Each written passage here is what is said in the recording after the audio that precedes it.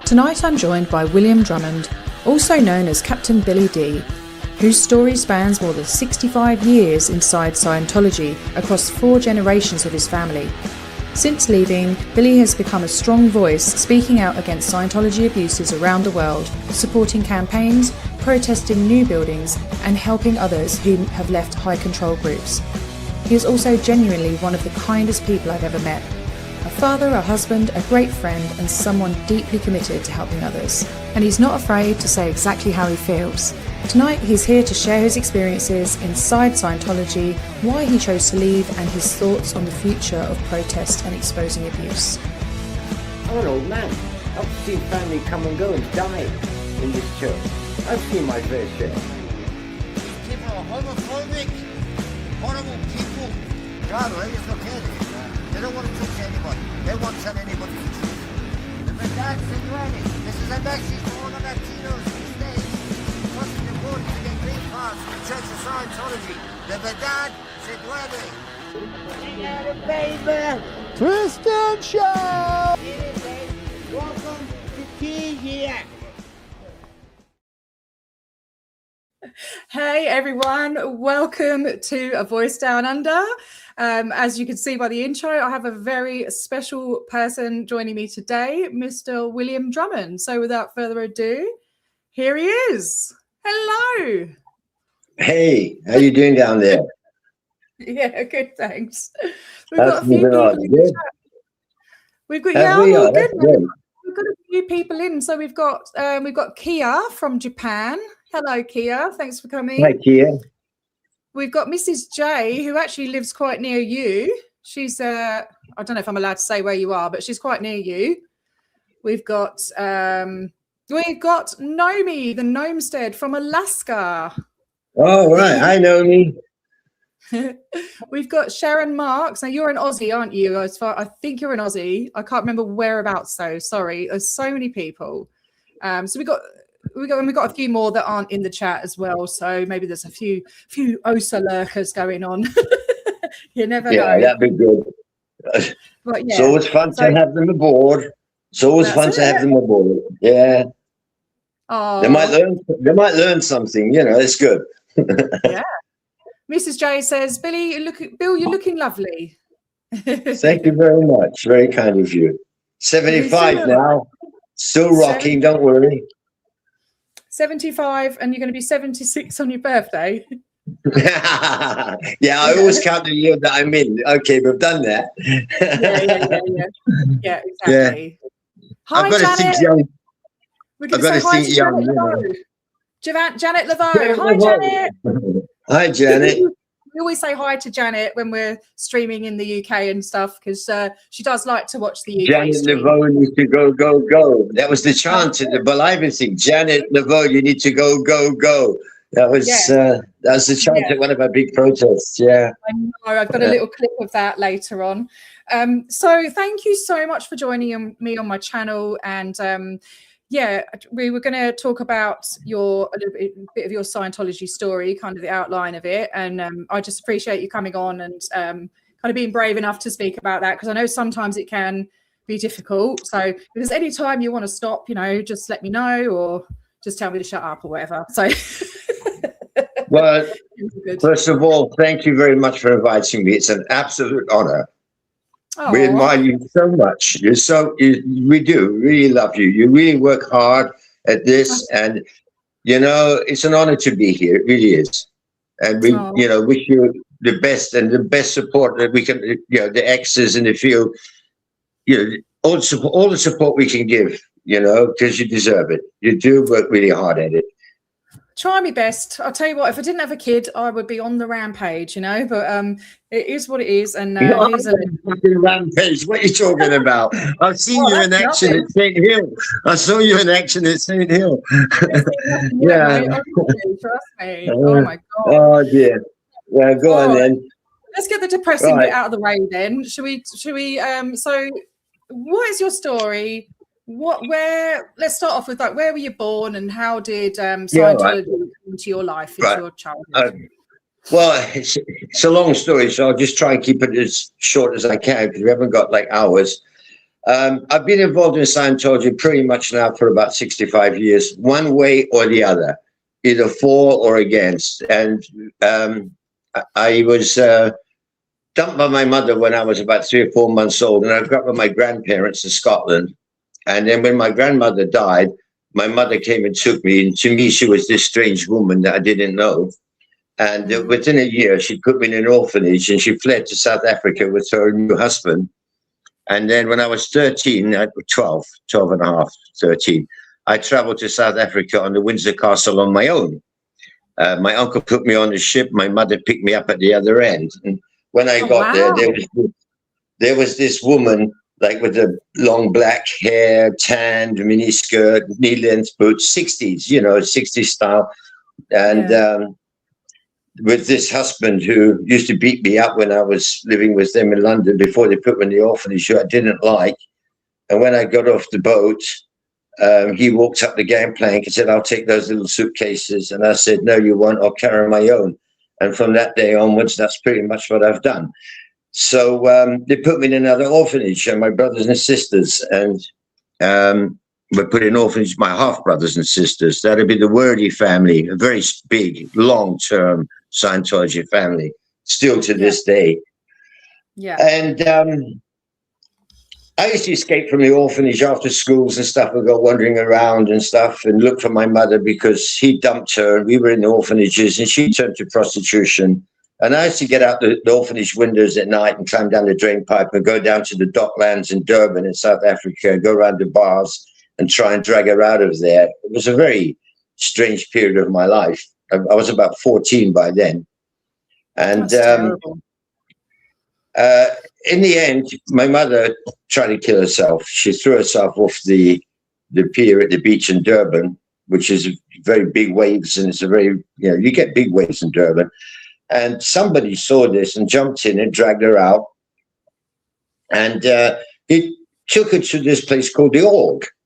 I think it was in Smith Street in Durban. It might be West Street. I can't remember. That was a long time ago. It's Smith Street. And of course, Smith Street. Yeah, I've Smith seen Street, it. In the Well, the original one was in Smith Street. Anyway, he was a Scientologist. His name was Tony Carter. Big gold earring, look a bit like a pirate. That's not why I became a pirate, but that's one of the. He's a bit like a pirate, and he was in love with my mother. He thought she was the greatest thing on earth. And anyway, she got into Scientology, and then I was at home visiting. They got her a place to stay. They converted a little. They were very good to her. I mean, you have to be honest about things. I mean, most of the people in Scientology really have good intentions. Yeah. Right. Okay. You can't throw everybody under the bus because of the organization's detrimental effects.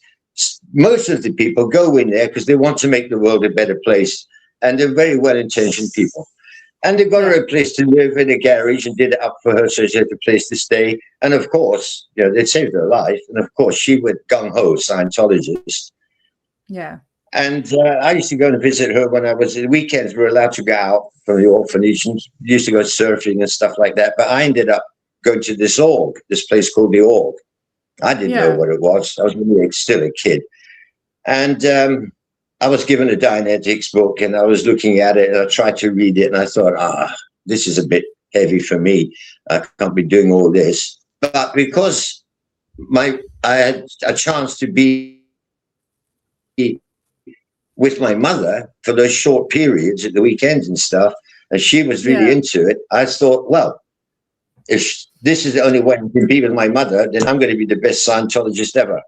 And I started to do my basics and stuff. And by the time I was 14, I was out on the street, body routing people into the church and, going up the grades and doing all my basics. And, and this is a long time before Scientology became like it is now. I mean, in those days, you didn't have all the great paraphernalia and videos and stuff like that. They were all very, very basic. It's long before the internet, obviously, in the 60s. But anyway, I worked my way up, and I became the golden wonder boy in the Org, and everything was fine. And I left the orphanage, and I got to 18. So I'd been in already for 3 or 4 years. And I was still a practicing Scientologist, and my mother got a new boyfriend. His name was Kuhn McCarthy. He was a very, very rich multimillionaire, famous South African cricketer, Kuhn McCarthy. And he got her a big house in Westville with a swimming pool and servants. And my mother kept disappearing to Johannesburg. She kept disappearing to Johannesburg and coming back, and then disappearing to England, to St. Hill, and coming back. And then 68, 69, she came back, where she was being recognized at the time, although this is debatable, as the world's first OT6. Now, in the 60s, the highest level you could reach was OT6. OT7 and 8 is still in preparation. OT6 is the preparation for OT7 and 8. So, yeah, of course, you know, so everything. So Hubbard, sorry to interrupt. Hubbard was off on the ship, was he? Gallivanting around near Morocco. Oh, yeah. He'd been kicked out of England already. He'd already been kicked out of St. Hill. Yeah, and he'd already gone on the run. I mean, he was on the run from about 30 different countries. So, I mean, you know, it's getting very difficult for him. So, anyway, I was up in Johannesburg. I did a couple of stints, different jobs to find my feet and stuff and make money. I was up in Johannesburg. I was working on the gold mines. And I got this call from my mother saying, you have to come back to Durban urgently. And I thought, oh, not really, but go on then. So I shot back to Durban, and she said, right, you have got to grab the kids and get out of the country. We've got your tickets and some money. You're flying out in 2 days. You're off to the UK.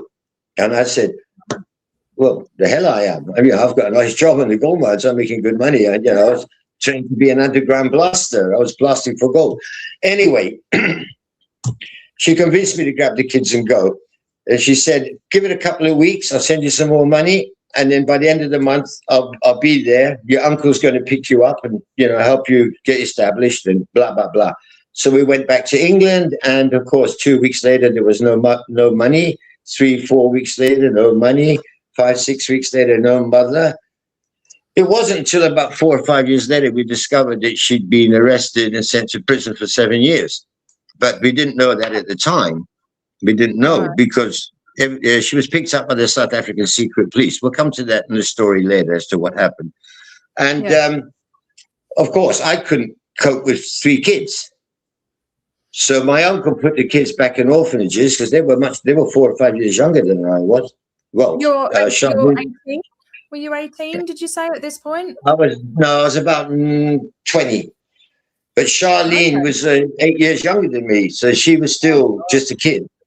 Yeah. So anyway, I didn't know what to do or where to go or whatever. So I decided to head to St. Hill because I'm a Scientologist. And I went to St. Hill and I joined the Sea Org. Yeah. And I was in the Sea Org at St. Hill. And I kept asking, does anybody know where my mother is? Because she's supposed to be this fabulous OT6, blah, blah, blah, blah, blah, you know, and they just closed ranks. They didn't know anything. Nobody, but I knew they knew, but nobody was saying anything. I mean, she was like the head of the church in all of South Africa. I mean, of course they knew, but anyway, they wouldn't have it. So in the end, after about a year and a half of just hustling around with these people, meanwhile, I was doing my basics training in the Sea Org, and I was helping build the castle, and I was doing all my studies, and I was heading up to the level of clear, and blah, blah, blah. And that I started to notice things that weren't right, that I didn't agree with. Now, when I was in the small org, I didn't really see these things. But when I was in the Sea Org, I started to notice people like pregnant women scrubbing floors with toothbrushes on their hands and knees at 2 o'clock in the morning. And it kind of upset me. And I went to ethics and I said, look, I'm sorry, but I've got a problem with this. And they were saying, oh, you have to understand, she's out ethics or she's down stat. And then there was a case came up where there was a husband and wife and they lived in married quarters. And the wife was ill. She was pregnant. She was ill and she couldn't keep her stats up.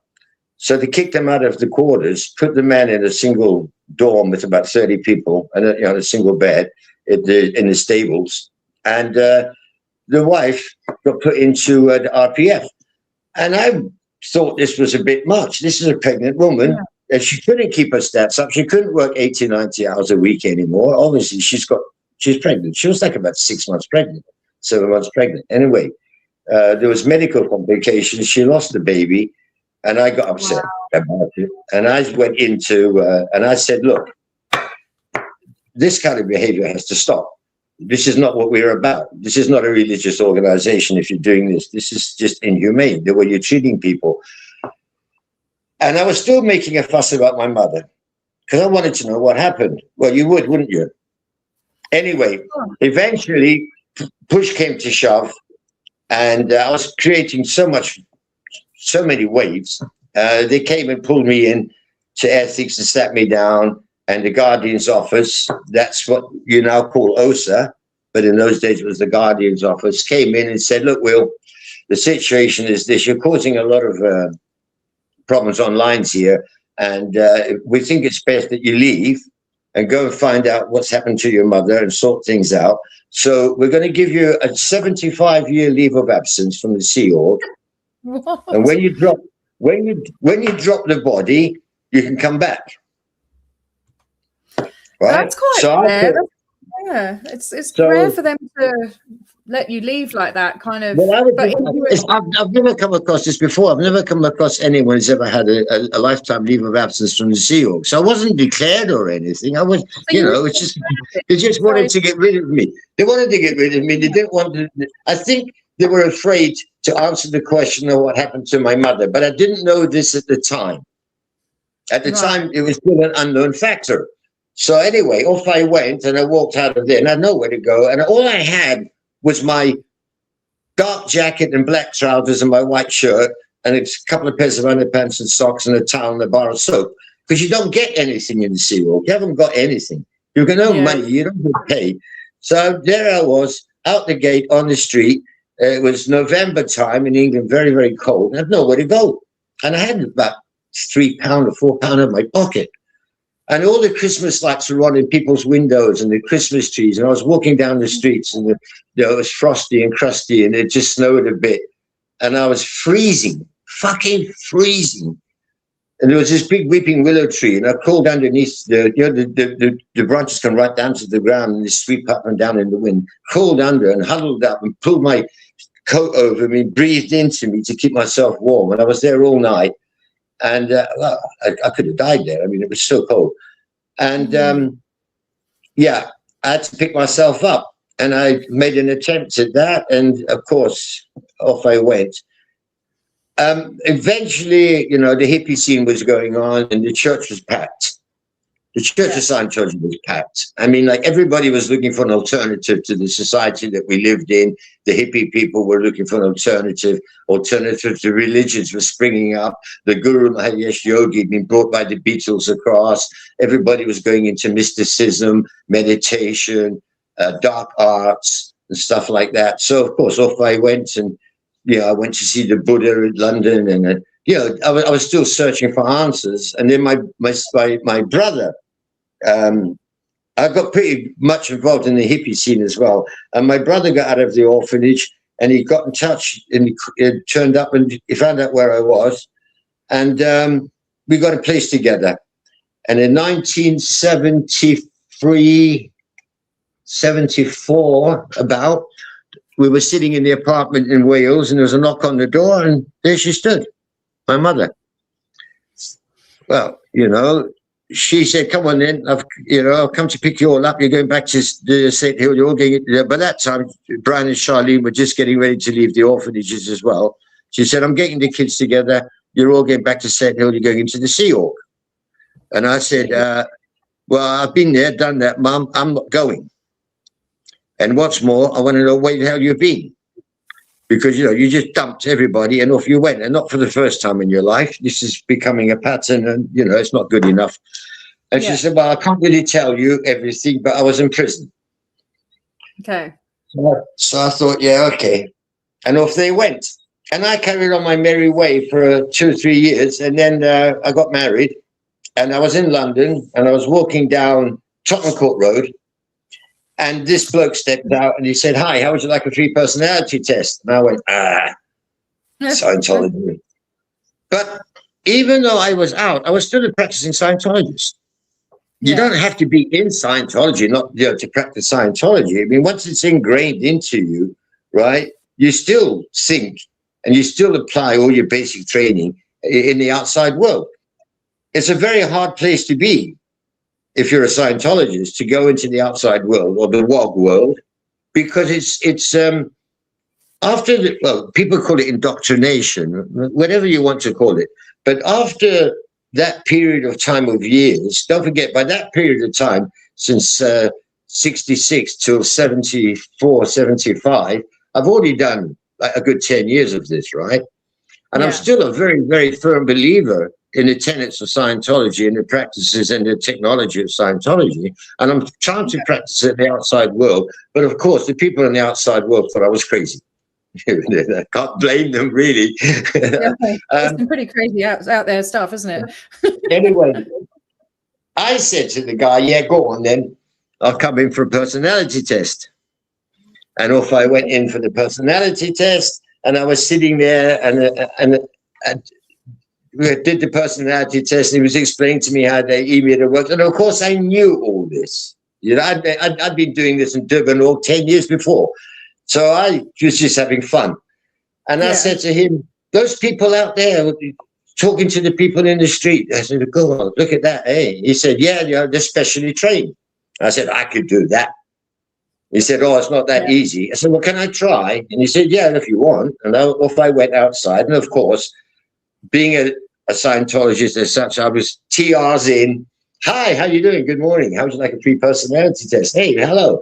And just like bang, bang, bang. And I started filling the org up. And I hadn't seen so many people for ages. And the guy ran upstairs to the executive director and said, there's a guy downstairs filling the org. So I've never seen anything like it. And Brian Wordy came down the stairs and walked in. And he said, oh, God, it's my brother. Right? Because Brian Wordy, and he was the executive director of the org at that time, right? He was also in the Guardian's office, but that's another story we'll get to. Anyway, so I went back in. We went down to St. Hill to see my mother, and I went back into the church. Yeah. And I worked my way up to become IC and in charge of all the events for UK, United Kingdom, and Europe. And the church gave me special privileges because I was very, very good at what I was doing. And I was the one that instigated the beginning of the IES. Yeah. Hang on a minute. So you're oh, there you go. You're cutting out a little bit. So I don't know if you've got crappy signal where you are or. Is that better? Yeah. So anyway. But hang on a minute.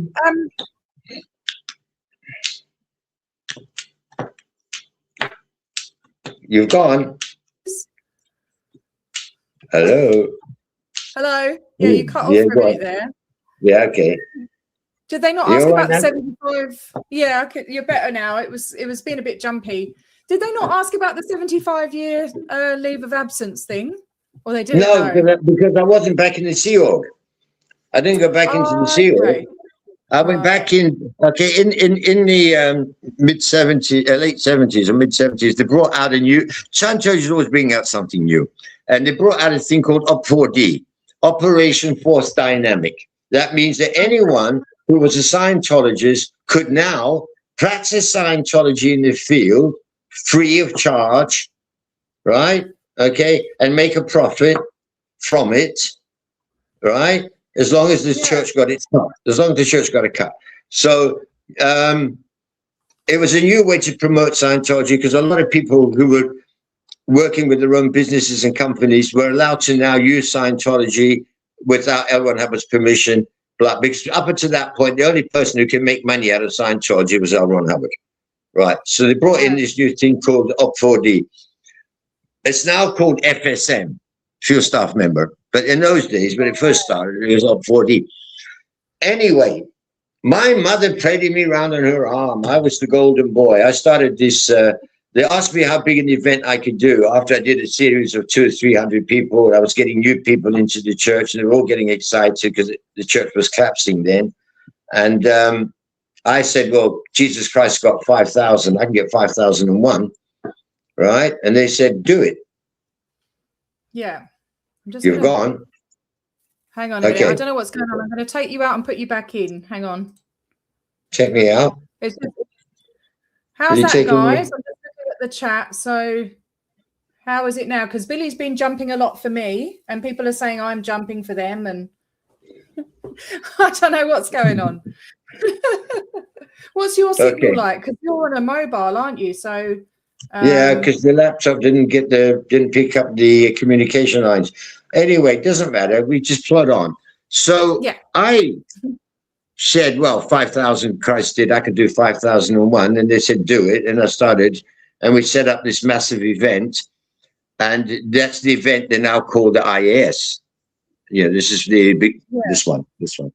Right. And of course, we ran it as an Op4D program, my mother and I. And of course, what happened was when it came to the end, towards the end of the preparation, 3 months, 4 months hard work, one day a guy walked into my office, which they gave me at St. Hill, and I had the use of all his Sea Org staff, obviously, walked in with his peak braid and his white jacket, his white uniform, Sea Org, high-ranking Sea Org, and he said, are you Bill Drummond? And I said, yes. He said, are you the guy that's organizing this massive event? And I said, that's right. He said, well, the event has been cancelled.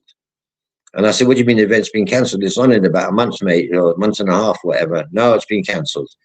And I said, well, can I have that in writing? He said, I'm a Commodore's messenger's officer. I don't have to give you anything in writing. It's cancelled. That's the end of the story. So I said, well, you can get out of the office because I'm not cancelling it. You can fuck off. If you don't give it to me in writing, then it's not true. If it's not written, it's not true. Someone told you 101. Anyway, that's a policy. That's a policy, isn't it? I was dragged into the Guardian's office and sat down, and it was explained to me that the event was cancelled.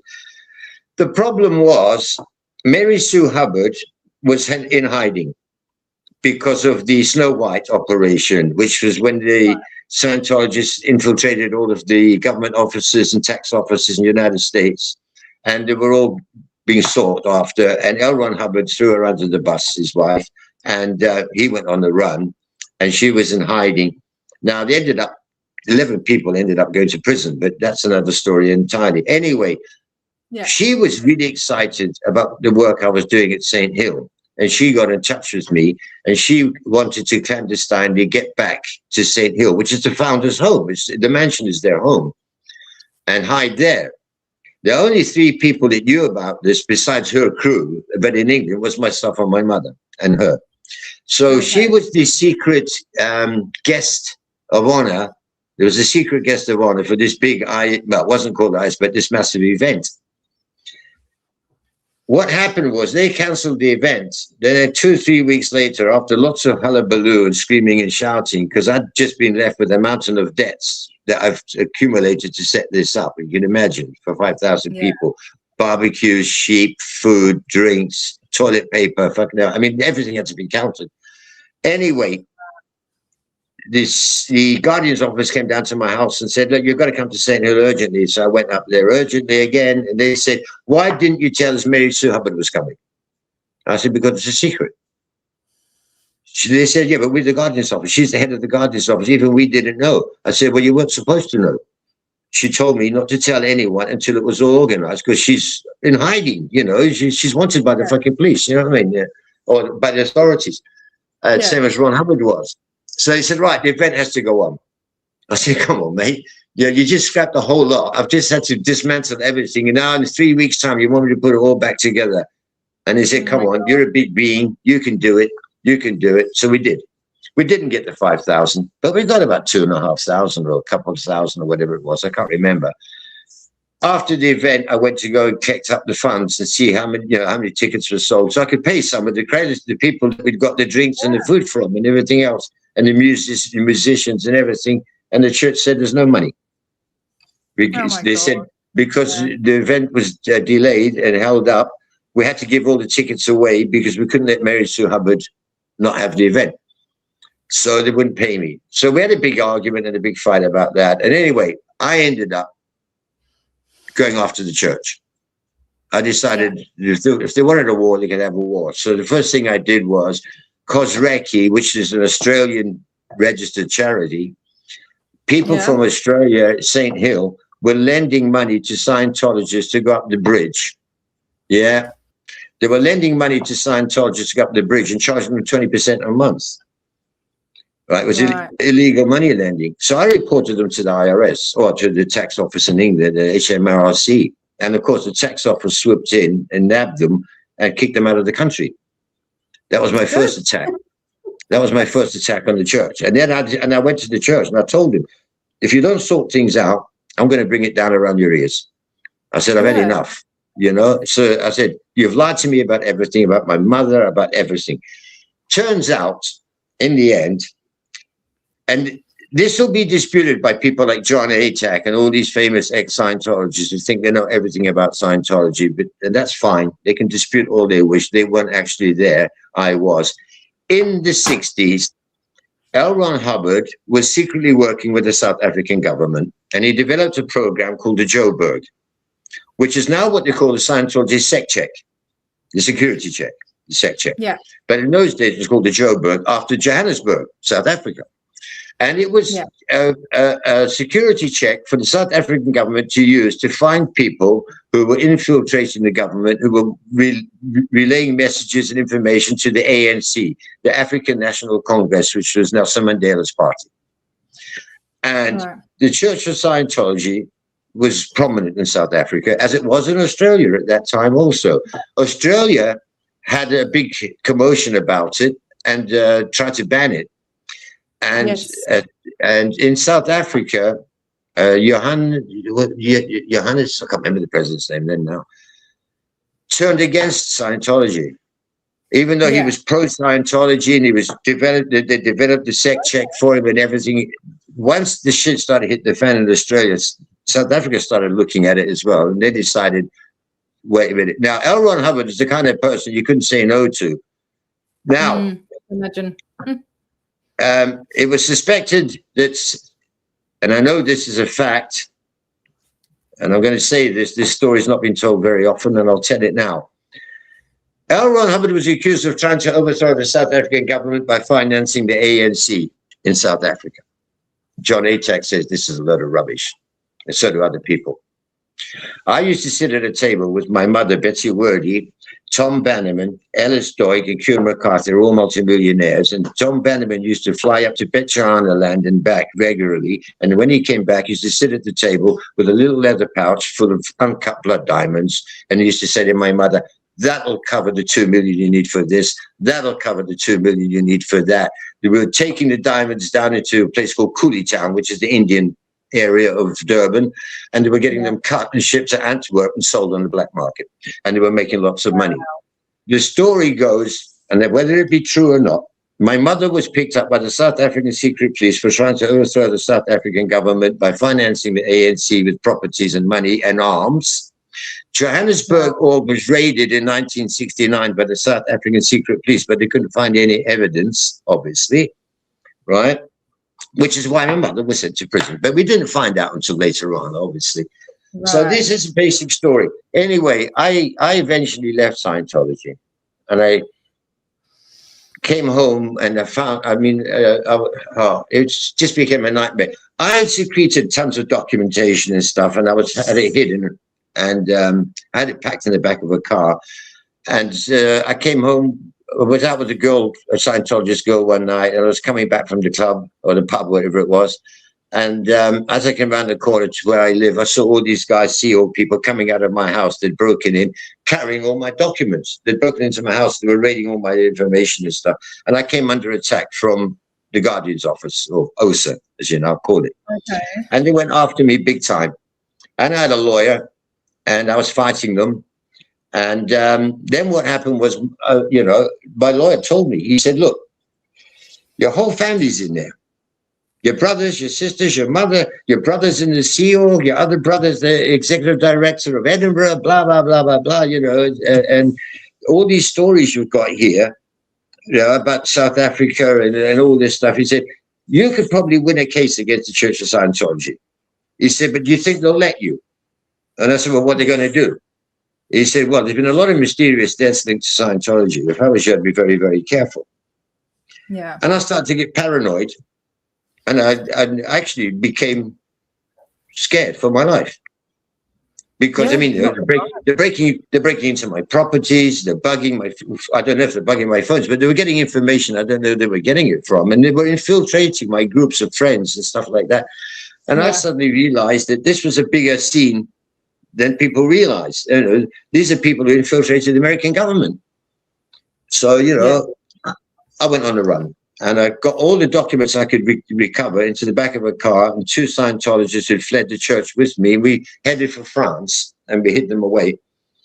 Well, that's another story. And I think the church thought at the time I had information that was detrimental to the church. And I think I did. But that's not the point. Yeah. I got so scared in the end, I left the country completely. I went back to England, and then I found out the girl that I was traveling with was working for the Guardian's office. Oh, she was a Scientologist. So I thought, well, if they're going to go this far, honey traps and all that, I mean, I'm not safe. And I left, and I ended up going to Latin America, and I've been there for 30 odd years now.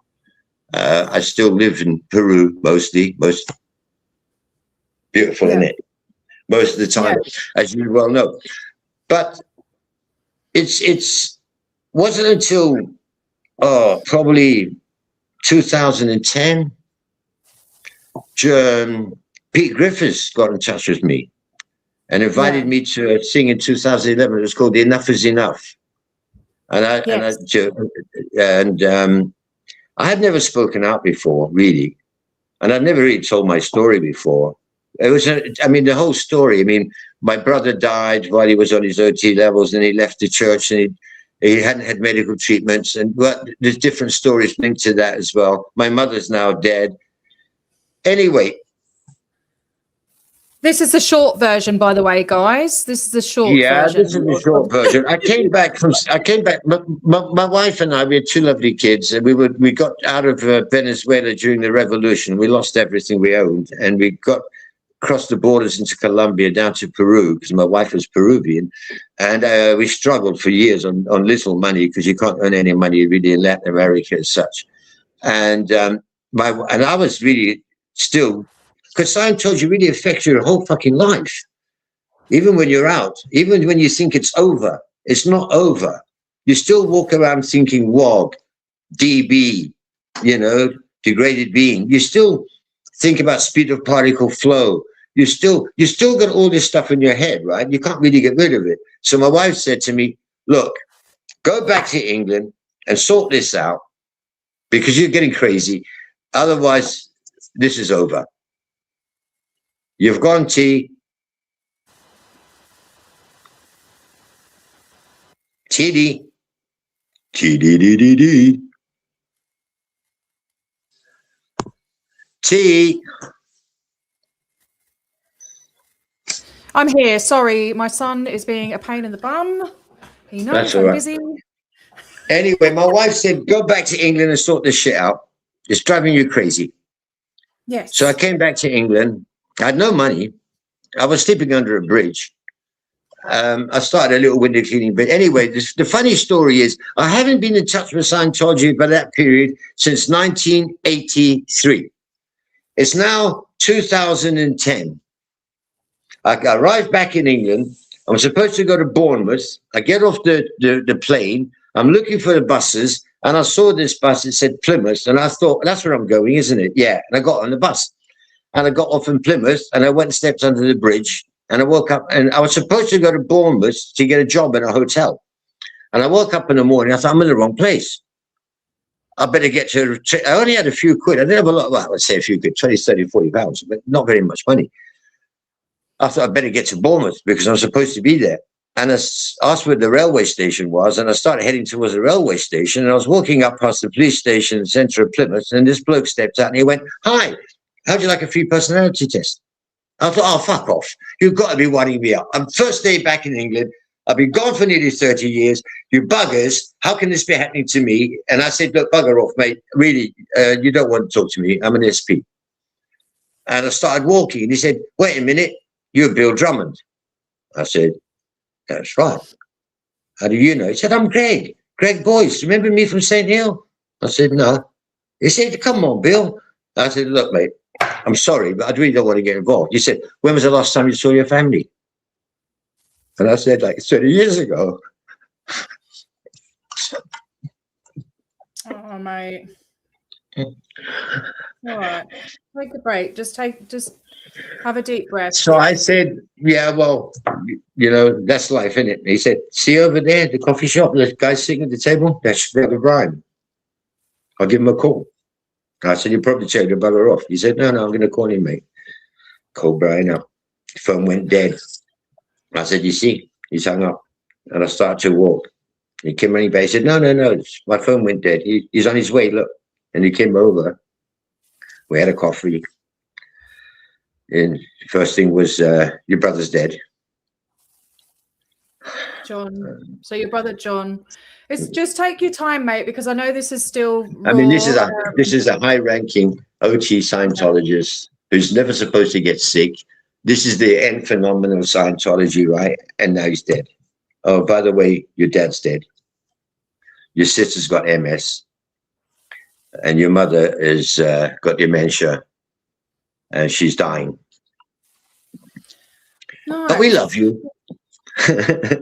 Will you come down to the org? And I said, yeah, we're going in. We'll go down the org. We went down to the local org, and there was about 4 or 5 people in there who knew me, remembered me. They were going, oh, it's Bill Drummond. Oh, man, you're the guy that did the big events. You were the guy. Oh, it's great. Oh, it's so good to see you, blah, blah, blah, blah, blah. Yeah. Brian said, you stay here. I'm going to send, he'll get your ethics folder. We'll sort this out once and for all. And he literally jumped in his car and drove 200 miles to St. Hill and 200 miles back by the next morning with this folder with 1 page in it. 1 fucking page in the folder. That's all there was. And we're sitting there with the ethics officer. And I said, yeah, but I can't go back online, mate. I was declared. I've got to do my HJ. And he said, no, there's no, you were never declared, were you? And he winked. Because what he'd done was he doctored my folder. Because Brian Wordy was in the Guardian's office and that also was very high up in the church. He was like a super spy. And of course, the Church of Scientology can put anything into and take anything out of your folder as they wish and use it against you. This is how they work. Every auditing session you have is recorded. Everything you say is written down. And even if you want to get out of something, like if you're in a sec check, hours after hours after hours, days after days after days, in a state of euphoric TR, sitting there, glazed eyes, you will say anything to get out of there.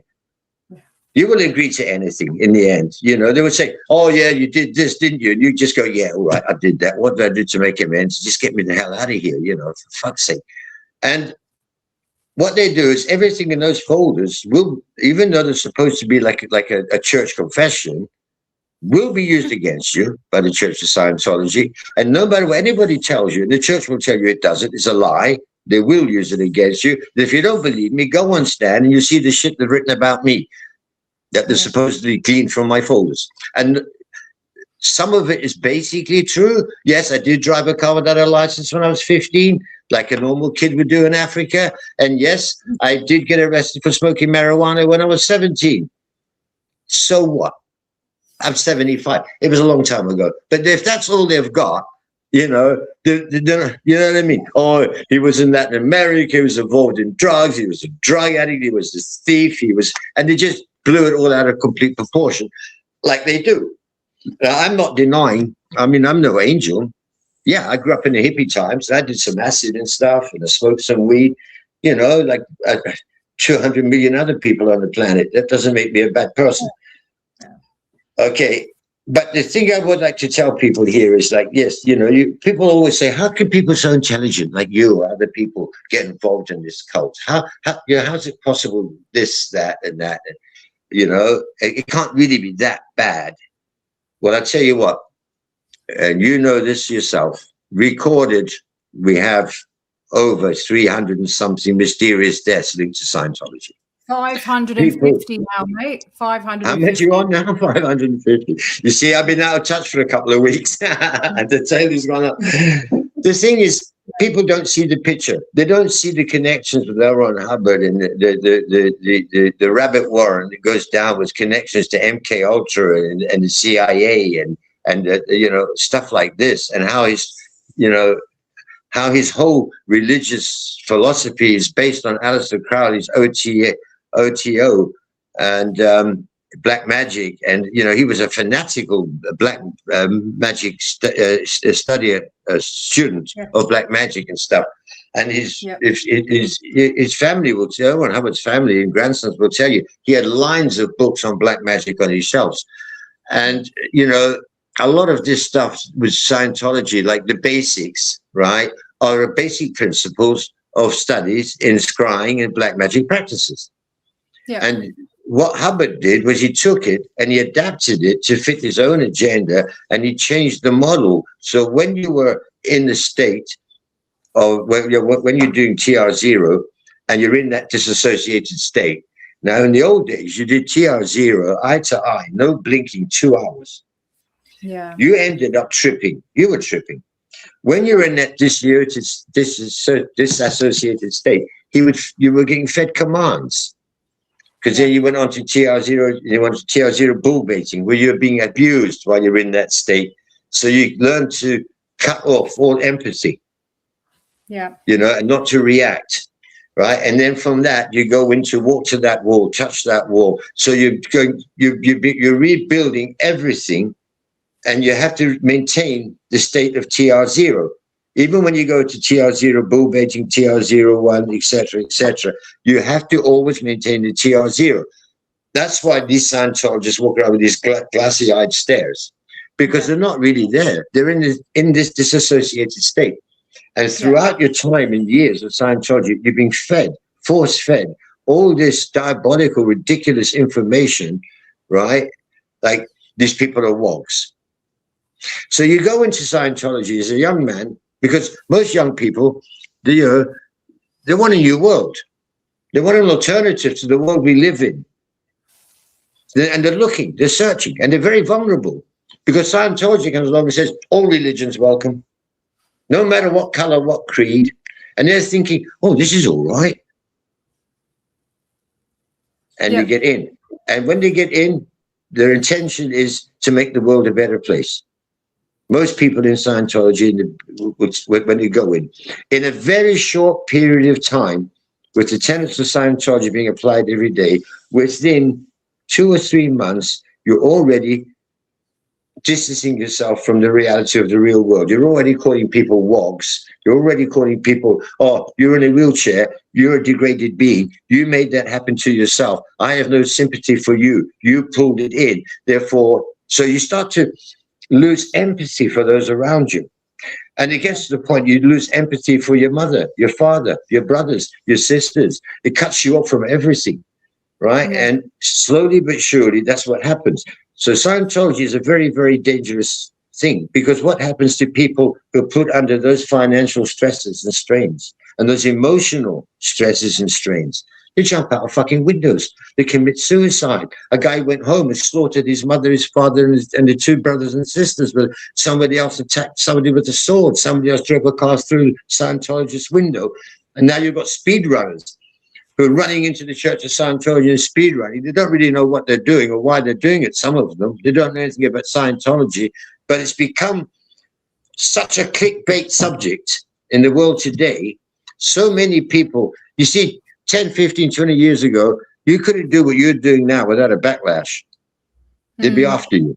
But they can't cope with the hundreds of us now, right? Scientology is dangerous. What happened to me and my family is still there. My nephew, who I've never seen or met, is now the head of OSA in Ireland, as you know. You know this, Scott. Yeah. Brian Wordy is on a repatriation because he had tried to get out recently and he's been dragged back in. That's my brother Brian, who's been in the church since ever.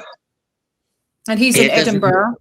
Yeah. He's in Edinburgh building the new shop at the side of the new Happy Orb. Yeah, they finished it. Yeah. Well, it's open now. Yeah. Well, that was his project to make amends and get back on, get back in. The thing is, the things you witness when you're in the Church of Scientology, you always try to justify it because you're trying to save the planet. And if you ever read the book on science by the author L. Ron Hubbard, who is a profoundly fantastic, great author, he's the most recognized author for the most written works in the world, according to whatever it is. He had a book called Battlefield Earth. They made a movie out of it. It was rubbish. But if you read Battlefield Earth, you would see his mentality of how he thinks about the world and what a Scientologist really is. Yeah. You would Johnny Goodboy Tyler, who's the guy in this book, this image of this hero, would sacrifice everything and anything to save the world. And this is what L. Ron Hubbard expects from all Scientologists, every Scientologist, right? The world depends on what you as a Scientologist do now. The hope for this world. So you're carrying that hope on your shoulders. So when you see something that's not quite right, you think, but we're saving the world. This is. Can I say something about that? You're saying so much, and there's so much I want to say in return, and kind of. Oh, sorry, darling. No, you're all right. You're getting it all out. Don't be sorry. It's just so much. It's just trying to cram in all 60 years into an hour. It's a little bit tight. And I do ramble, and I do tend to ramble when I get going. So do I. Don't worry about it. No, I love Maybe I'll get ADHD. No, probably. I think. Look, right. I'll just give a quick summary of what you've been through is absolutely a absolutely wild journey. You've been abandoned over and over since you were a baby. Yeah, but I've got you now. I've got my lovely wife. I've got my two beautiful. I've recuperated a son. When I was in the Sea Org in the early 70s, I was with a woman and I had a son, and she fled. It was my brother, and then she dumped him as well. And then she fled with my son. And about 5 years ago, there was a knock on my door. I went to the door, and this great big hulking guy at the door. He said, "Are you Bill Drummond?" I said, "Yeah." He says, "I think you're my dad." Oh, and now we're getting on really well. So I've managed to recuperate my family. My wife left me because of Scientology, but now we're back together. We're very happy. My children have grown up now. They hate Scientology. I'm not allowed to mention it in the house. Good. If she sees me doing this podcast, she'll fucking divorce me. Right. Well, she won't divorce me, but she'll be annoyed. She doesn't want me. You'll get a big smack bum for sure. Well, she knows it upsets me, and she knows what I've been through, and she doesn't want to. She doesn't want to. I went through a period of being really ill and depressed, but not anymore. But I'm lucky. I got through it. Yeah. A lot of people didn't, and that's what hurts. What about all those people that haven't made it? Oh, no, darling. What about all those millions of people who've been affected by Scientology in the last 60, 70, 80 years, whatever, this is 1951 or whatever. What about these people that you don't hear of, who've been trodden under? And then suddenly out of the blue, you'll find a name. So-and-so just committed suicide. He was a Scientologist. And then you'll see so-and-so just shot Ali Lerma, just shot Ginger, and then shot himself. And then Doug Kramer, flying high, lots of podcasts, one day to the other, suddenly he's found dead, natural causes. But he's about the 150, 200 natural cause deaths I've come across that are a little bit suspicious. People found Carl Brennan, they never found the bullet. They never found, there was no GSR on his hand. The documents went missing. I mean, so much goes on. And, so the only reason why I'm sitting here now is my story is not really that more or less than anybody else is suffering from the Church of Scientology. Everybody's got different levels of abuse that they've suffered. People have been beaten, people have been put in musical chairs, and if you run round and round and you don't have a chair, you can leave, and they fight to the death to get the chair because they want to stay even though they're being abused. That's how much of a grip it has on you. And Devin Miscavige plays with it like toys. He thinks we're toys. He thinks they're toys. He thinks people are toys, and he plays with them and he abuses them terribly. And the church backs him up. And people like Tom Cruise should know better. I know, right? Yeah, because he because of his influence and because of his fame, has attracted thousands and thousands and thousands of people into the Scientology ranks. Yeah. As an ambassador for the Church of Scientology. I mean, who was it the other day was telling me my brother sent a poem to Donald Trump. Yeah. To Donald Trump. Me. But then again, Amir was telling me that there was a photograph of Donald Trump and what's her name? Dugan. Is it Pat Dugan, the big money? Trish Duggan. Trish Duggan. He was the one that one of the highest donators to Scientology by 20, 30 millions at a time. In Mar-a-Lago was, what's his name? Donald Trump. And the secretary, what's the name, who just got sacked by Donald Trump, was also a Scientologist. Yeah, Pam Bundy is also linked to Scientology. So just how big is it really, and how deep does the rabbit hole go? And then you ask me the question, why doesn't the government stop it? Because the government fucking instigated it, right? And the government used it as a, in the MK Ultra period as an experiment. And Scientology is now, deeply linked to very, very high echelons of society. What's more, it's everywhere. It's not just Scientology. You've got CCHR. You've got applied scholastics getting into your schools. Yeah. You've got WISE getting into your companies and your businesses. It's not the little church on the corner down the street in Perth or wherever. This is a giant fucking tarantula that is spreading out throughout our whole society, right? In massive, massive waves, and people don't realize just how big it really is. Yes, Scientology per se, the orb's a very tiny part of the reach of Scientology. Yeah. The org that you go to is only a tiny, tiny part of the reach of Scientology. Scientology is absolutely massive. Narcanon, which is having a bad time. Great. We beat them in Ireland. Oh, man, that was fun. Yeah, that was fun. Believe Says No campaign, change hats. Yes, let's change hats. Right, listen, right now, just shush a minute, right? But I don't know where to start. So Billy's told the outline of his story, and there are so many things into it. There's been, I don't know, you probably won't mind me saying, you said you say everything. There's also been sexual abuse, addiction. There's been all sorts of stuff. You trying to find your mum for years, not knowing whether she was alive or dead, then not knowing whether she was buried or cremated or where she was. All sorts of stuff that we could go into, but we'd be here all bloody day. But you have done some incredible activism as your alter ego, Captain Billy D. And that's what grabbed my attention in the first place. Now, I like to have a laugh. I love dressing up. And I go through all the old stuff, and I see this bloke prancing around dressed up as a captain, and I thought, because all through all you've been through, Scientology has taken everything that is dear to you. They've taken it from you, right? And through all of that, you've got a sense of humor, and you've got the most energy and spirit that I've ever seen, especially for your age as well. You're still going, what are you doing today on a Sunday? We were saying earlier. I've got to run out and talk to some people about some work. I've got to get in touch with my wife in Peru and make sure the Airbnb is running all right. And we've got a construction going on. We're building 4 bungalows and a swimming pool.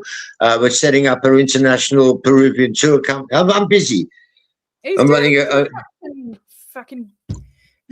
Well, I've got a construction company. Yeah, I'm retired. No, but life's a living. Look, listen, I got a lot out of Scientology. I did. I'm going to be fair. I got a lot out of Scientology. You know what I got out of Scientology? I learned how to survive abuse. Yeah. And we live in an abusive world. So when people say, Scientologists, they work 100 hours a week and live on rice and beans. Well, so do Buddhist monks. That's not my problem. I don't have a problem with that.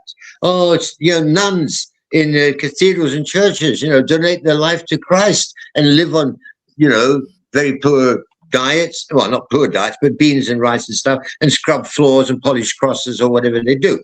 And, but these religious groups actually do something beneficial for society. And they contribute to society as a charitable organization. The Church of Scientology is registered, Kozrecki, as a charitable organization, which washes something like 25 to 35 million a year out of the UK into the Australian coffers, where they are registered as a charitable organization, don't pay fucking taxes. When we tried to find out 10 or 15 years ago, the headquarters of Kozrecki, it turned out to be a farmer's field. I mean, you know what I mean? So it's absolutely insane. But yes, at the time, it was horrific. And I don't want to play the world's smallest violin or anything, so I don't do that. Yes, it was horrific. And what happened to me was traumatic. And I'm very lucky that I'm capable to get over it. But there's a lot of people that aren't. Yeah. And there's a lot of people, that's why I still fight. And there's a lot of people that's not here because of it. Okay. This is the problem, Yes, my story might sound unbelievable. And I've actually hardly even touched on it, really. There's a lot more. I mean, when my wife came over and I was back in the church, she was so happy I'd found my religion and my way again. And I was back with my family and da-da-da-da-da. Then she started to do courses, and then she decided it was a load of shit she didn't want to know, and she didn't want to go in. And I went in one morning to pay some money to the IAS, and my course supervisor said, "Where's your wife?" And I said, "Oh, she's not well. She doesn't, she can't come in today. She has to come in. Go and get her." I said, "I beg your pardon? No, I'm on course. I've come to pay this, and I'm on course, and that's my case. It's nothing. My wife's got nothing to do with my case.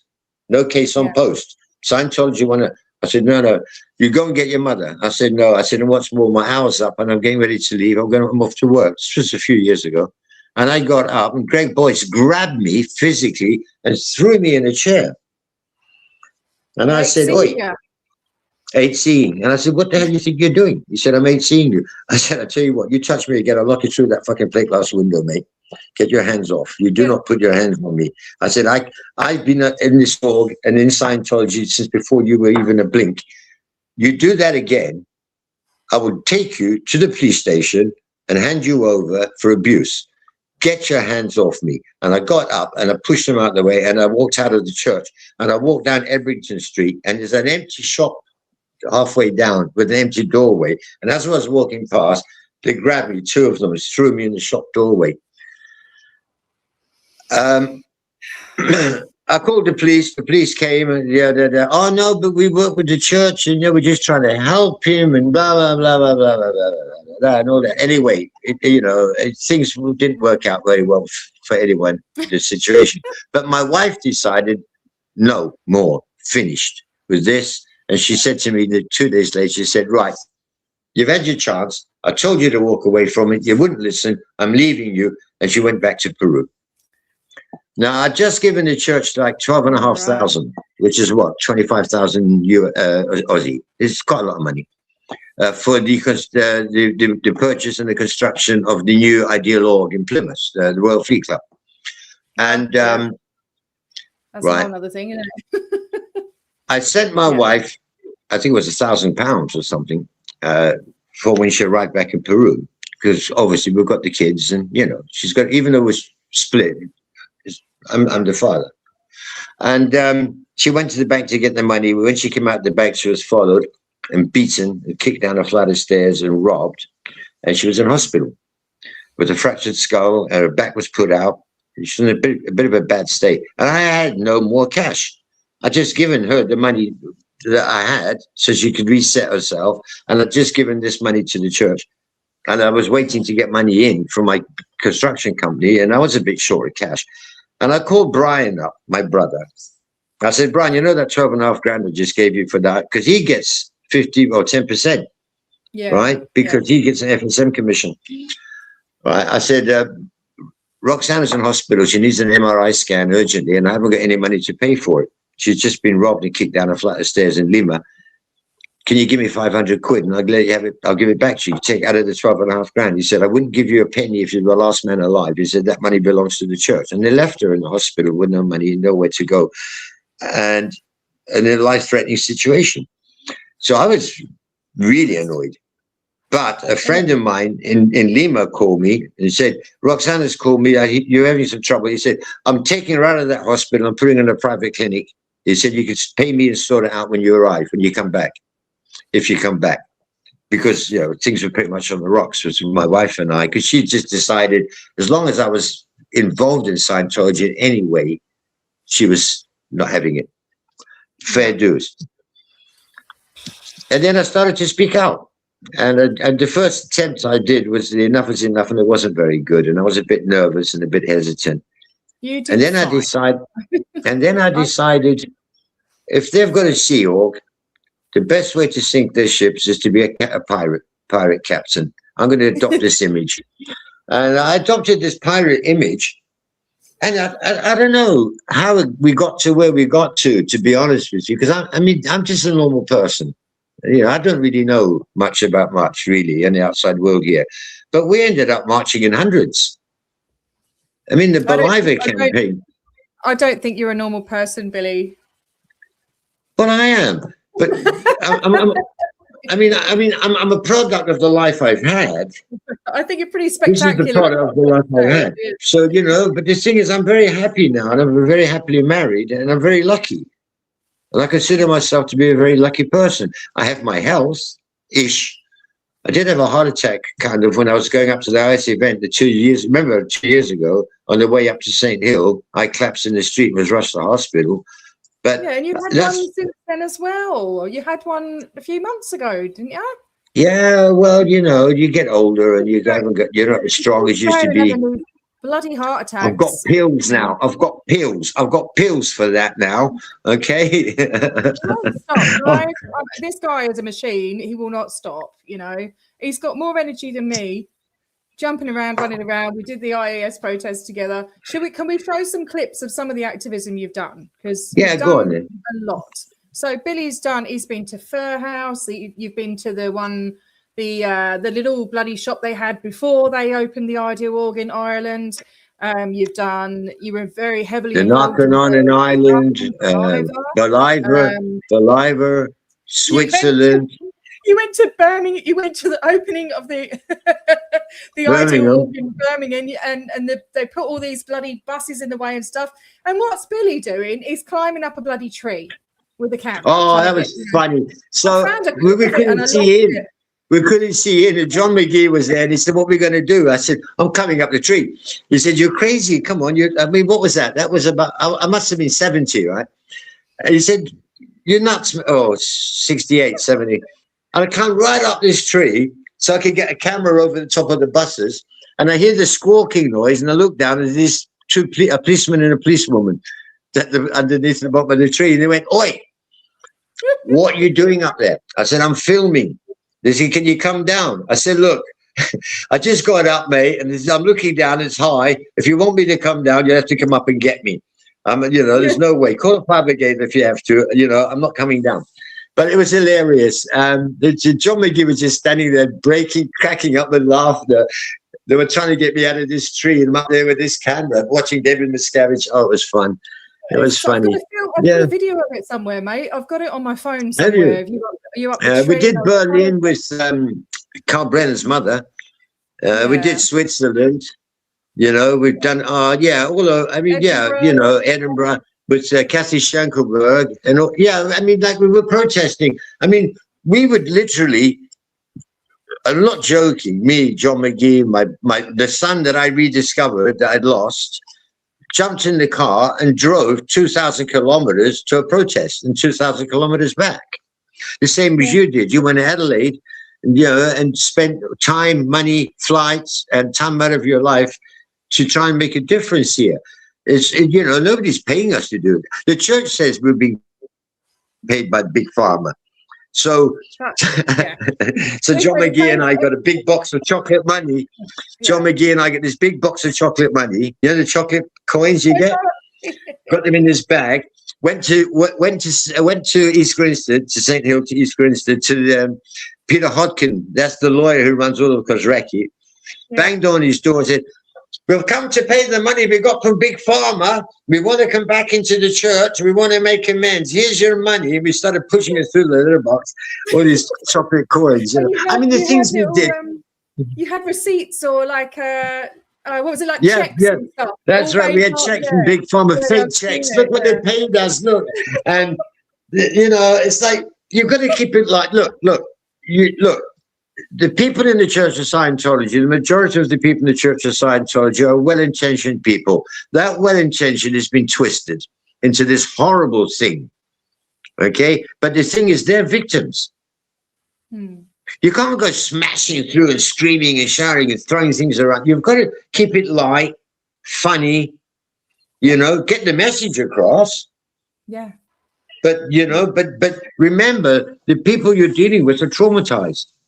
Yeah. And when they get out, people who leave the church, they're even more traumatized, because if you've been in it's okay if you've been in for a year or two, it's quite manageable. If you've been in there for 20, 30, 40 years, the outside world is alien.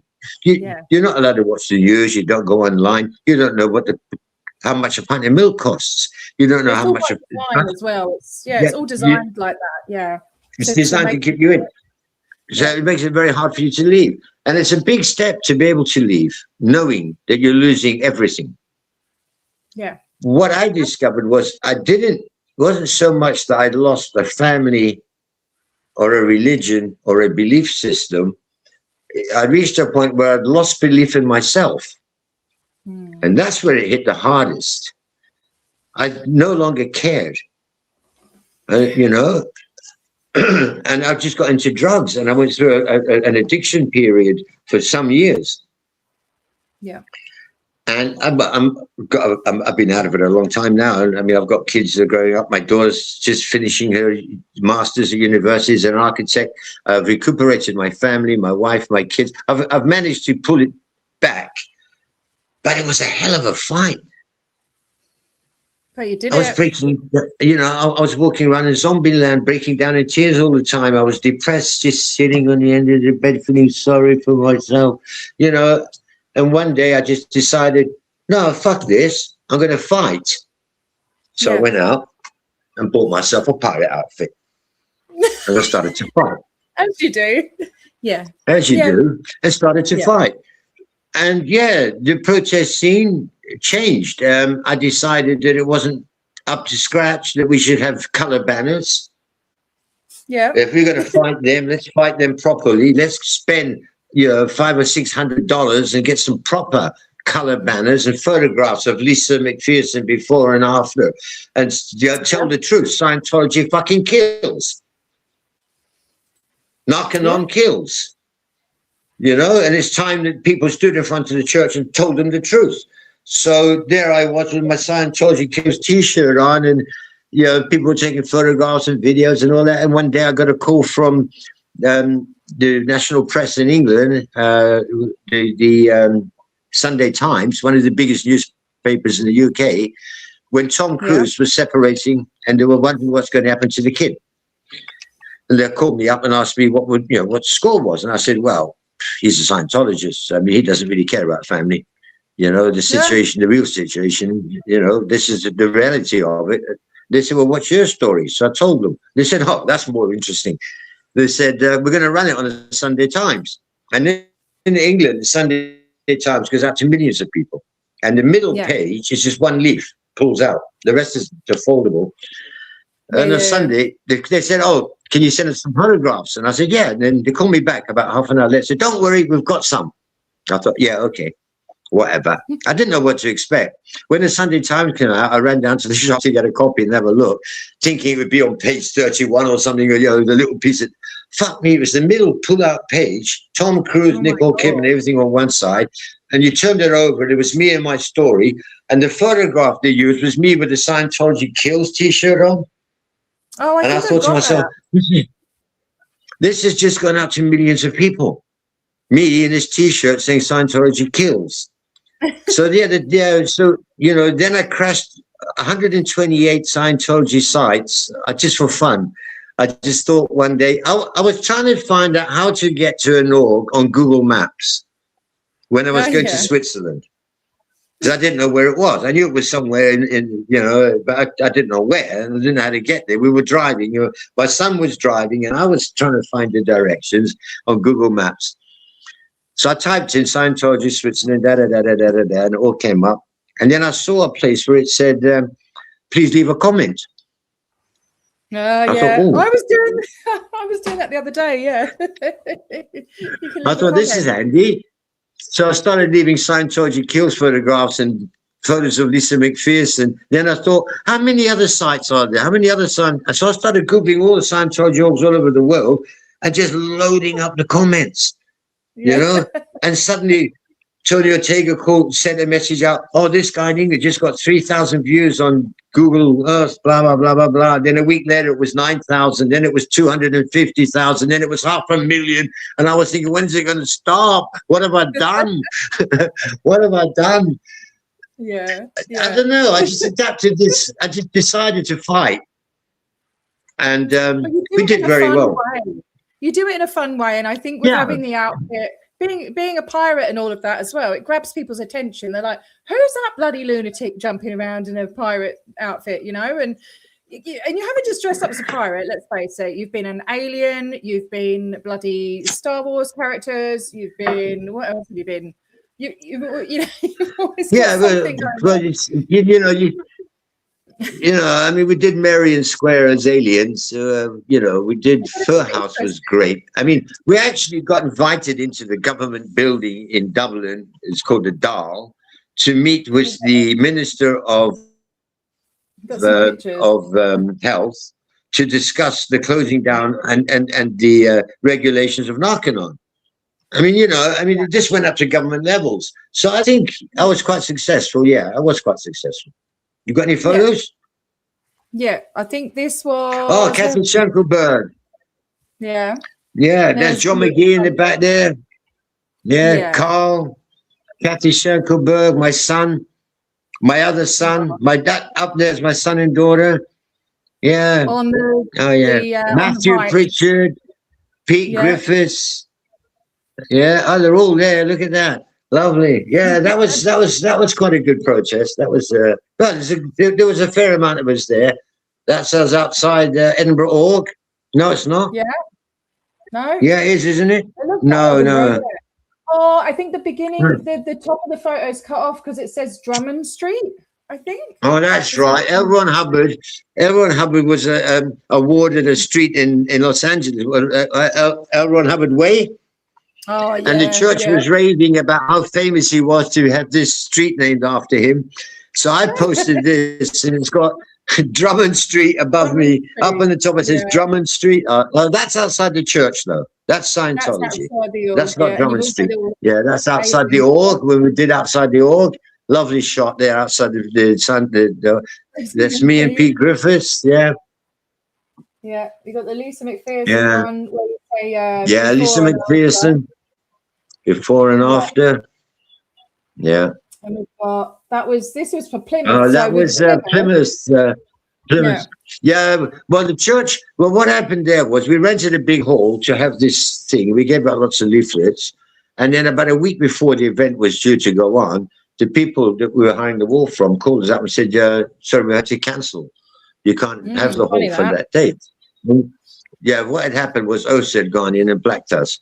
So I had to end up urgently looking for a place. And the only place that was available was the Guild Hall, which was much bigger and much more expensive.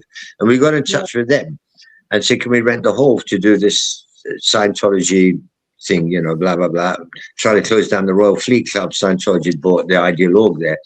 And they said, well, we've heard about you and we thought you might be coming. Yes, you can rent the hall, but because it's going up against Scientology, you have to have your own private security. So we said, okay. So John McGee and I forked out tons of money, got private security company in, and we had that. And because we knew the church was on our case, if you looked at the photos, you'll see Scientology hounding, true or false, and a question mark. Right? We never said Scientology kills, true or false. It was always true or false, true or false. So we were asking the question. We weren't stating that they actually did these things, right? Exactly. Scientology, careful. Scientology disconnection, true or false. And we had a whole line of them. You only got 3 there. We had about 7 of them on the way along. And of course, we had the screens with, different things about Scientology and how big it is in the world. Besides just being a church, it's also CCHR, Volunteer so we did all right there. Volunteer. It never stops, does it? Yeah, I love that photo. I think that's my favourite photo. It's such an iconic photo, isn't it? Where was that? Yeah, Is that Plymouth? Yeah, that's Plymouth docks where the ship sailed from, the first ship to America. Yeah. Okay. Yeah. And that's the cannon that overlooks the Yeah. So and I think I've got a couple of video clips as well of some of the stuff you've done, because let's go the Plymouth Org, right? So they bought that in 2010, I think. Before then. Oh, was it? Okay. They bought the old Fleet Club. So for anyone that knows that, I don't know if you know it, Mrs. J, because you're quite near, but they wanted to turn it into this. Yeah, well, it's a long. When in reality, it's like this. Well, that's it.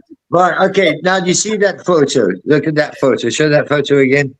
This one, or the other one? No, the other one. Yeah. See. Okay.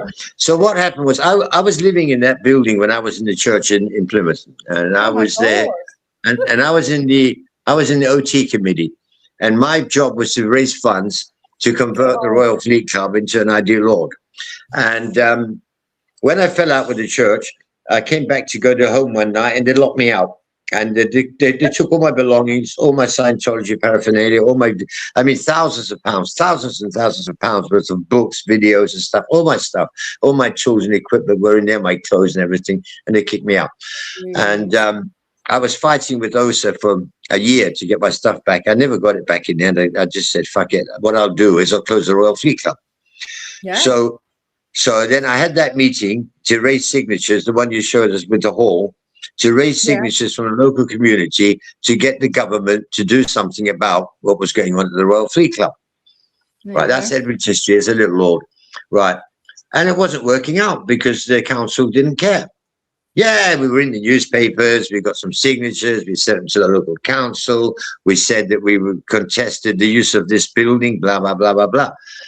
Anyway, long story short was I eventually went to see my local MP, Minister of Parliament, Luke Pollard, and I sat down with Luke Pollard and I said, look, mate, you've got to sort this Fleet Club out because the roof's all caved in, the water's running down the inside, the church has ripped all the electrics and ceilings down to make it look like it's being worked on so they don't have to pay council tax, which is hundreds and hundreds of pounds a month, right? Yeah. So they avoid paying that by pretending that the work's being done on the building, right? And it's soaking wet, damp. There's no cooking facilities, hot water or anything. And the housing staff in there and inhuman conditions. Right. Yeah. So Luke Pollard said, well, And this went on, this fight with Luke Pollard and the local council for a year. And I wasn't getting anywhere.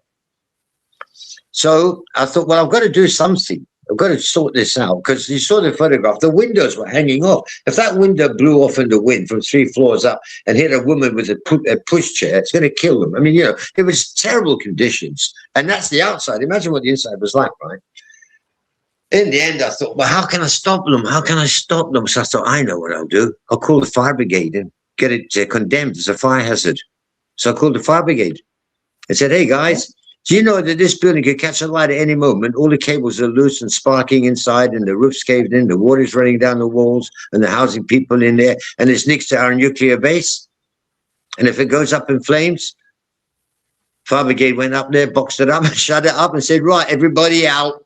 Yeah. Right. So what they said was the church said, oh, but we need to have someone there for security. So the fire brigade said, you can put a caravan in the back and he can live in the caravan. And he can do rounds at night and check. But then I was passing there one morning at about 8:30, because the org opens at 9, and I saw them coming out, and they're still living there. Oh my God. So I went to Luke Pollard and I talked to him and I said, look, these people are still there. And you're not doing anything about it, mate. Yeah. But the thing is, see, Labour's now in power and he's the head of the armed forces and all that shit now. And he doesn't really have time to look after his constituents anymore. And he's not doing his bloody job down here in Plymouth. You know, so I will get back on the case probably shortly because you've got me all stirred up again. I kind of pulled out of all of this. Yeah, I did. I withdrew from the fight a few years ago. That's why, you know, I thought, well, I've done my bit, and you know, and then you came along with your Captain Billy D songs and your other stuff, and you actually got me to go to the IS event, which I'm very thankful for, because it got me back. It got me back in the groove. Oh, and then, I mean, you got me to go in the end, didn't you? Because I couldn't go, and I don't know. It was but it was. I just see a spark in you, Billy. I don't know what it is. There's something about you. I liked your humour, and I like your way of going about things. I think. Well, you can't let the buggers. You can't let the buggers grind you down. Yeah. You know, everybody says you got to be careful. Said you got to be careful. It's so dangerous. Oh, bollocks! Just stay within the law, and you know. But yeah, that's right. I mean, I used to go up to St. Hill or protest like Birmingham and stuff, and I'd go up to you'd have like 30 security guards standing in front of you with high vis or black combat boots on, and you know, bulletproof and all this shit and barbed wire fences. And I'd go up and I'd say, "Where's the line?" And they'd say, "There." And I put my toe on it and go, "There." And I said, you know, and they go, "Yeah." And I said, "Well, what happens if I just push it forward an inch?" Yeah, you'll be trespassing. Well, let's see what happens. And I was there one year. I was about 68, or 60 or 70, maybe even. It might have been 70. Yeah, with John McGee and everyone, and Matthew Pritchard, and we were all there. You know, the whole crew were there. And when I arrived in the car, they were all standing like 50 meters away from the entrance in the bushes with the little placards. And I said, "What the hell's going on here, mate?" They said, "Oh, what happened there? We've gone. We're still here, but we're not. Hang on a minute. Yeah. We're there. Yeah. Sorry. Yeah. So I said, "What's going on?" So, you know, they said, "Oh, you know, to put these fences up there and that. I said, "No, I'm not having that, mate." And I walked up to the front gate and I furled my flag and plonked it down. And the bloke went, "You can't stand here." And I said, "Well, who's going to move me?" I said, "How dare you attack an old man? You know, I'm an old man. I'm a pensioner, right? How dare you? Who do you think you are?" "Yeah, but you can't stand it." I said, "Well, this is public right of way." I said, "You blocked this all up here with all these. You blocked public right of way." I said, "I'm not moving. We'll call the police." I said, "Oh, knock yourself out. Go call the police." So the police came. They said, "Excuse me, sir, but you can't stand here." I said, "Excuse me, this is England, right?" And he said, "That's right." I said, "You know, and the law is that this is a public road." "That's right. And this is a public right of way." I said, "Good." I said, "Am I blocking anybody?" He said, "No, you're not, sir." I said, "Are they blocking anyone?" He said, "Well, actually, they are." I said, "Well, go and tell them to move the fucking bollards because I'm not moving until they do." Right? Yeah. And I just stood there with my arms folded on the line, literally in front of these security guards. And there was this Polish girl in the front. There was 5 or 6 of them, like almost linking arms, right? Like, I'm going to do anything. You know, these big brutes. And it's just little old me. And John McGee was standing behind me. He was cracking up laughing because I was standing there with my arms folded. And I was like, "I'm not moving, mate. Sorry, that's the law." You're a small man, you know. I think I'm taller than you, aren't I? You know, you're not like a big intimidating. I'm not big. No, I'm not big at all. I'm only 5'6". Yeah. Anyway, or 7. I'm bigger than David Miscavige. All right. No. I think anyway, this girl was in the middle of these 4, 5, 6 guys with these battle fatigues on. You saw them, battle dress and everything. There was vans going up and down with dogs barking. They got it was crazy. And I was saying, then I said to her, "Hey, hang on a minute." And I took my shoes off. And she said, "What are you doing?" "I'm taking my shoes off." She said, "Why are you taking your shoes off?" I said, "I run faster without my shoes on." I said, "Now, if I cross the line, can you catch me?" And I went like that. And they all went like that. And then I went like that. And they all went like that. And John McGee was standing behind. And he was cracked. I mean, I didn't cross the line. Yeah. Anyway, the head of security came out. Head of security came out, Big Mike, right? And we're all there. And I was doing my bit. I was walking up and down the front of the line with a walking stick going, or blind, or whatever I was doing, antic I was doing. I was saying, oh, I was blind, but now I can see. Thank God for Scientology and all this nonsense, you know. And we were just having fun. Big Mike comes out. He's the head of security, right? So it's a private security company. We've known him for years. So we had a good relationship with him because he doesn't want aggravation either. Because he cannot retaliate because it's, you know, it's his private company, right? It's a big company. I mean, 100 security guards is costing a fortune day and night for 4 days. It's not like that now, is it? It's not half as much security now. Well, it's not half as many people going in there anyway. It's nearly empty last year. So Big Mike came out. He said, Will, can I have a word? And I said, yeah. He said, look, you're the captain, right? I said, well, it's the image. He said, no, but you are the captain. I mean, if you said cross the line, they would all cross the line, wouldn't they? And I said, yeah, pretty much. And he said, but you're not going to do that, are you? And I said, no, Mike, come on. We've been doing this for years. You know who we are. He said, yeah, well, David Miscavige is, I know you're going to say no. But I have to ask you, because I've been told to by David Miscavige. David Miscavige has asked me to ask you if you will withdraw from the front, you know, okay, and back off. And I said, wait a minute, this is public right of way. He said, yes, I know, William. I said, look, mate. No, I know, Billy. He said, I know. I said, look, mate, I don't want to be rude, but you go and tell David Miscavige if he crawls out of here, his hands and knees and kisses my ass, I'll consider it. He said, but look, he said, look, I'm in the position where he's told me that if you don't move, I have to use force. I said, knock yourself out. I said, you see all these people here behind me? They've all got cameras. I said, I dare you to put a finger on me. One finger, just go like that. And I'll tell you what, I will close you down. I will cost your company everything. You're a private company, right? I said, I'll bankrupt you. Back off. I will cross the line. I'm on the line. That's it. It's my right. You cannot do anything about it. The police came. There was a big hullabaloo. The police just turned around to the head of OSA came out. Janet Laveau was there as well. And they were really trying to get the police on their side. And the policeman turned around and said, I'm sorry, I can't touch him. He cannot be moved. You're staying with him. They're all standing behind me, giggling away, because there I was. I'm the oldest one. I'm the little old man in the front. And I was playing up the little old man thing with my walking stick, right? My pirate outfit on, hobbling up and down like this. But, oh, it was so funny. But it was fun. You got a message from this man. You got it from DM himself. Oh. Sent a message up to the gate.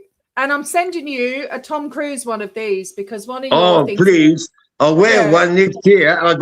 Next year, the IS event, I'll tell you what we do. We get one of those. We'll hire a limousine and we just drive in.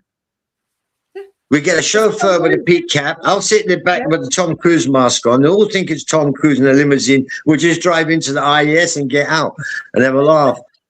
It won't be the first time. It won't be the first time we've been in banging on the castle doors. Yeah, I know. God, the amount of times we've been in the grounds and been chased by security is hilarious. Hang on a minute. I've got to go. If you want to just talk to, you can't see the chat, can you? Mrs. J, because my son's there, I think he wants something to eat. Mrs. J said she knows all about the fleet thingy. Hang on a minute. There's a few messages back. Council Luke Pollard is a wet blanket, she says. Yep. Can you see that message at the bottom of my screen? I don't know. I can't see any messages here. You're in the show. Everyone can see and hear you. Oh, okay. Right? Yeah, that's cool. Hang on one sec. I don't have any messages at all.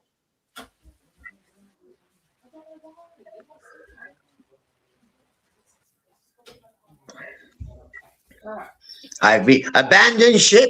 I'm back. Abandoned ship. You abandoned ship. Anyway, so nice to see you. It's so nice to see you. And it was nice to meet you at IS and everything. And we had a lot of fun. Yeah, and you're doing absolute. I'm glad I'm handing the mantle over to other people. I'm not protesting like I used to anymore in the same way. I still support the movement, obviously. Otherwise, I wouldn't be here. And I support it in many ways behind the scene, as do other people. that I really admire, people like John McGee and people like that. And what they did to John McGee last year was just atrocious, accusing him of being a terrorist and all this kind of nonsense and stuff like that. And the thing is, I was an associate terrorist as well, which is you were, yeah. Well, but the thing is, what I don't understand is if people know that OSA is carrying out all these dirty tricks, why the hell do they believe what they hear? Because they know that, look, but whether you like to believe it or not, OSA is watching this. All right? They're here. Hi, guys. We know you're here. Don't really care. Knock yourselves out. You're losing the war anyway. I mean, that was one of the things that one of the big protests we had at St. Hill some years ago. Big Mike was there, and we were talking. He was a lovely guy, and he said, "Billy, you have to understand. This is a multi-billion-dollar church. You're not going to win." And I said, "Well, that's funny. I thought we were winning." He said, "Well, how can you be winning?" I said, "Well, it cost me £30 to get here, and it cost you £750,000 to police it. I think we're winning."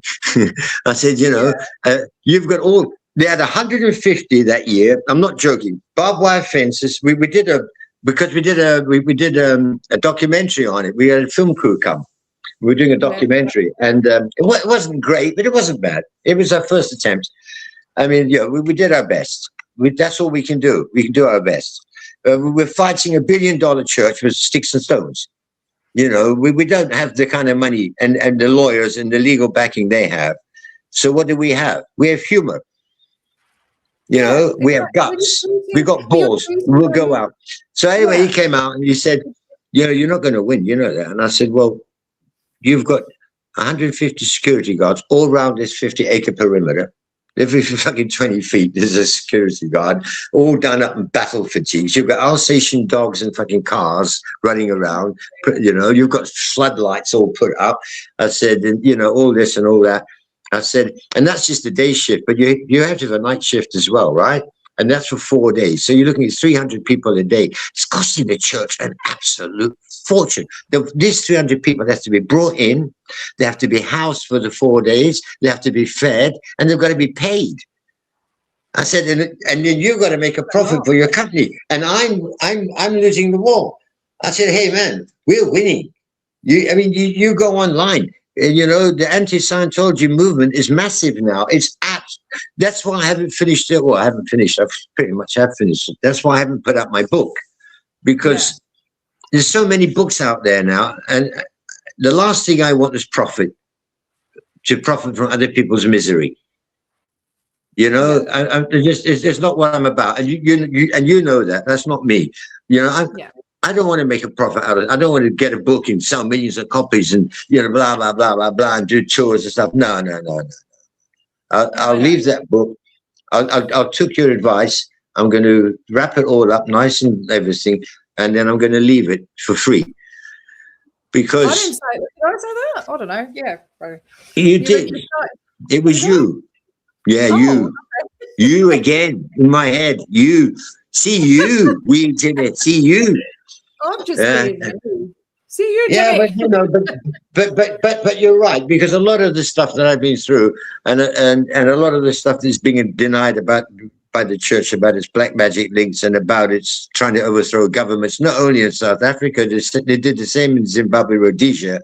They tried to get in there as well. And L. Ron Hubbard's often been accused of being linked to the CIA. Of course, proof is another thing, right? Yeah. Proving it's another thing. But if I was L. Ron Hubbard, I would have started off with black magic. You'd have probably done better off. But yeah, he was heavily into black magic. And if you actually study the Scientology tenets, you will see the links.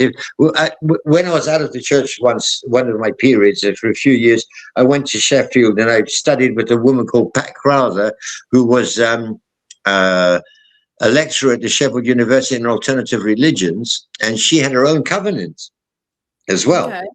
And I studied magic there with her, and I studied soul scrying, different forms of wow. rituals and stuff like that. And so many of them were so similar to the training in Scientology. It was unbelievable. I just thought, wow, this is mind blowing. You know, this TR is a direct take from soul scrying. There's absolutely no doubt about it. And that's what it is.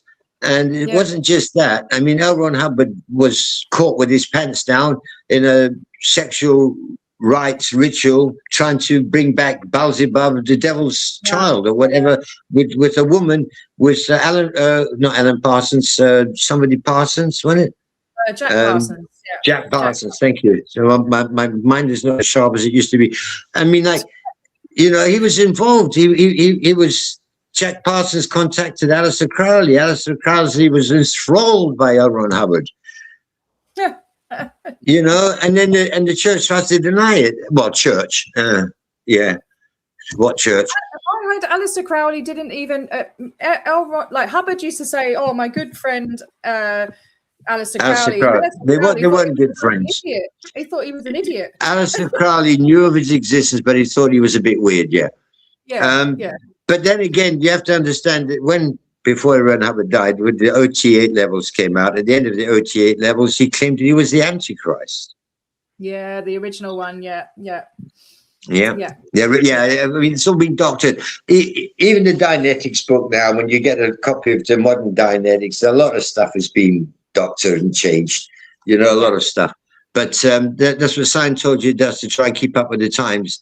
Because there's so many court cases against them. I mean, it must be because, I mean, the war chest apparently is worth $1 billion. You know, they've got a war chest to fight with, you know. But, I mean, it's shrinking.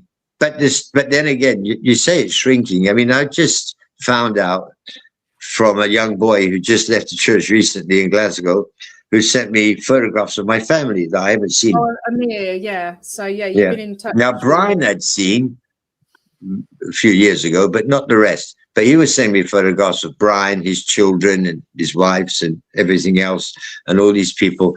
And, you know, showing me that there was my nephew, who must be in his 40s now, or whatever. Yeah, I don't know.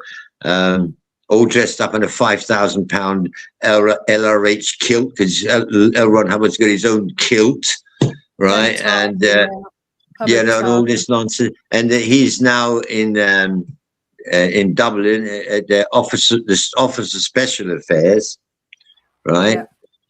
Which is OSA, but it's the Special Office of OSA. It's what governs Europe and England and Ireland.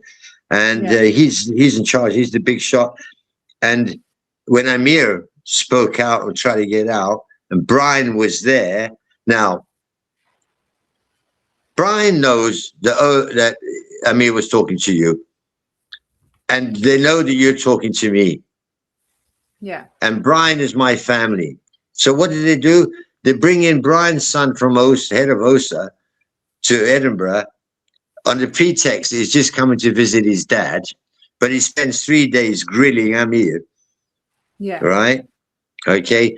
Because what I've done over my years, I have been a reasonable threat to Scientology. You are now carrying that mantle very well as well. You're a threat. You're trying to get... Well, you have to fire up the guys in Australia. I mean, you know, I'm a little bit... I don't want to slag off the Aussies, but you're a lazy bunch of buggers. Get out there and protest, for Christ's sake. Come on, guys. You know, the thing is, you might think that this doesn't matter. You might think this is just a little church, but in actual fact, it's infiltrated Australian society to such an extent you just wouldn't believe it if you knew the truth. It's much bigger than just the Church of Scientology org. It's not the amount of members. Every think about it like this: every member has an average affects an average of 3 people. So at least, then you've got the front groups. You got the front groups. You've got 2 schools here in Australia. I don't think they're lazy. I wouldn't say that, because we do have some Australians watching at the moment. No, but you know, I was just messing around. I was just saying, like, come on, guys, get the lead out a little bit. And I didn't mean in a detrimental way. It's just like, you know, it's just that the protest scene I've been watching your actions now for about a year or whatever, and the struggle that you have just to get 2 or 3 people to a protest. Right? It's very difficult. It is very hard to get people to protest. I know, because I've been down that road. When I started off, it was just me and John McGee. Then there was 3 of us, then there was 5 of us. In the end, you know, if we were going to a protest, we were going in convoys of cars with 30, 40, 50 people at a time turning up. And then there was the people on the ground. And then, of course, you know, the numbers were made up. But it's very hard to get people to protest. And I can understand people. But the thing is, it's because of the lack of knowledge. I don't think they're aware in Australia of how big Scientology front groups are. Not Scientology. See, they look at Scientology and they think, oh, it's a cult that believes in aliens, blah, blah, blah. It's never going to, you know, whatever. They're in the government, you know, they're in the government. They're trying to get in the education. They're going around all these towns. And they're also in Australia as the headquarters for the whole of Asia. And they've got 15 buildings in Taiwan. Well, it's also the headquarters of Gosreki, which is the whole of England, Ireland, and Europe. Yeah. It's massive. Australia is a pivotal point in the organization of Scientology. It's a pivotal, it's an epicenter of so much that's going on. But then again, you see, you have to think of all the people who are in the church. Yeah, fine. What about all the people who work in Narconon? What about all the people that work in CCHR? What about all the people who are Scientologists who run applied scholastic schools? What about all the people who run WISE enterprises? What about all the people who are running chiropractors? Because anything that doesn't need a license, they're there. Yeah. But the thing is, applied scholastics, they're dealing with your children. Yeah. And people say, yes, Scientology. You found them in Plymouth, though, didn't you? You said you found them in Plymouth and they were targeting autistic kids, I think you said. Yeah, specializing in teaching and helping autistic kids and teaching English to refugees for free to get them in and stuff like this. And they will attack anywhere they can. And they're very dangerous. And the thing is, once they get you in, it's really difficult. Imagine you're a refugee. Just imagine you're a refugee and you've got no hope and you're not getting it. You can't work in England because you haven't got your papers yet. You get £30 a week from the government. You're walking around the streets all day. You're going to the Church of Scientology because they're offering classes for free for English. Yeah. And they get the hooks into you and they give you hope because you've got nothing. You know, and they prey on the weak, right? And they do it everywhere. You know, it's a terrible situation. They prey on the drug addicts. They prey on the criminals. You know, there are rich families who spend $30,000 a time to send their children to Narconon to get them off drugs, and the people who are running the Narconon centers have to go to the food banks to get food to feed. Yeah, the clients. They can't call them patients because they don't practice medicine. Right, because it's a loophole. It's a loophole. The same as Narconon is a loophole.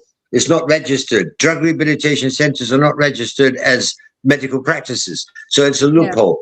Chiropractors, it's a loophole. Applied scholastics, it's a loophole. See, if they went to do it in a school, they'd have to have teaching certificates and university degrees and all the rest, like any normal teacher. But you can set up a private school. Just like I did it in Latin America. I set up my own private education system in school years ago, before the revolution in Venezuela. And we were one of the biggest companies in the country. And I didn't have a single piece of paper saying I could do that because it's a loophole. So Scientology exploits these loopholes in your community. And it's not just the org down the street. There's a place around the corner that's getting their claws into your kids. There's another one getting their claws into the addicts and the other people of need over here. There's people over here with CCHR. I mean, it's massive. And lots of other names. They have a lot operate the same systems under different names. Different franchises, And so what happens is you get a lot of Scientologists have their own private little franchises using Scientology for different things. There was the Something Kids online was one of the biggest online things for kids. It was run by a Scientologist there in America and stuff like this. ABC Mouse is one. ABC Mouse. Yeah, that was a Scientologist. They've got loads of different rehabs in different names and stuff. Well, look, I'm just a little old man and I can reach millions. Imagine how many people the Church of Scientology reaches. I know. And they've got this It's TikTok up, thing you know, going on it's now. online. It's bigger than people think, and it's more dangerous than people think because they will take on a whole government if they have to, like we know they've done before, and won. So you know, if they can do, if they're that powerful, and they've got connections to people who are presidents of countries and ministers of parliaments and inroads to all these other high echelons of society, you know, it's a hard fight for us to win. And maybe we will never win. But I mean, I don't know. Very, very slowly. It's not going to be it's something that will take years. There's lots of things going on here down under where we've got the coercive, what we're pushing for, because I don't, you know, Nick Xenophon, I saw you mention him in one of your videos. I remember Nick. Yeah. So what happened? Oh, it's such a shame what's happened to him at the moment. He had another brain tumor and he had it removed, and his face is stuck. Oh, poor guy, man. Oh, it's so sad. I'm going to do a video about it. It's ever so sad. But he's still got his sense of humor like you, Billy, you know? And he's he was an advocate for the fight as well. Oh, he was amazing. Yeah. You know, and the thing is, this is not the first rodeo in Aussie, right? I mean, we can go back over the years to even in the 60s, the Australians were fighting Scientology, right? And then it peters out. Here's the Krusty Rabbit Hole is asking about the drug rehabilitation centre in the Irish Midlands. Is that Beliver? Yeah. Yeah, right. Look, we'd have to tell him what he did in Beliver. I've got to look. I'll just pop this little video up. Hang on. Sorry. How long have you got? As long as you want. Oh, okay. Cool. Hang on. I can't remember what's on this, but I'll just. Oh no, that's the song. There's a bit of the stuff you did Beliver. No, it's not open. It's now been renovated and it's ready to open, but then they're being held back. So I've been asked to go. Yeah, I'll just play this clip. Hang on, sorry. This is some of your activism. Nick Xenophon in Australia in the chat room. Yeah, come on, guys. Try and tell the truth. Just for once, tell the truth. Scientology is an insidious, dangerous cult. Let's send Janet to another planet. Target 2. We don't want you. Target 2. We don't want you. Beliver says no. Beliver says no. Pack your bags and go.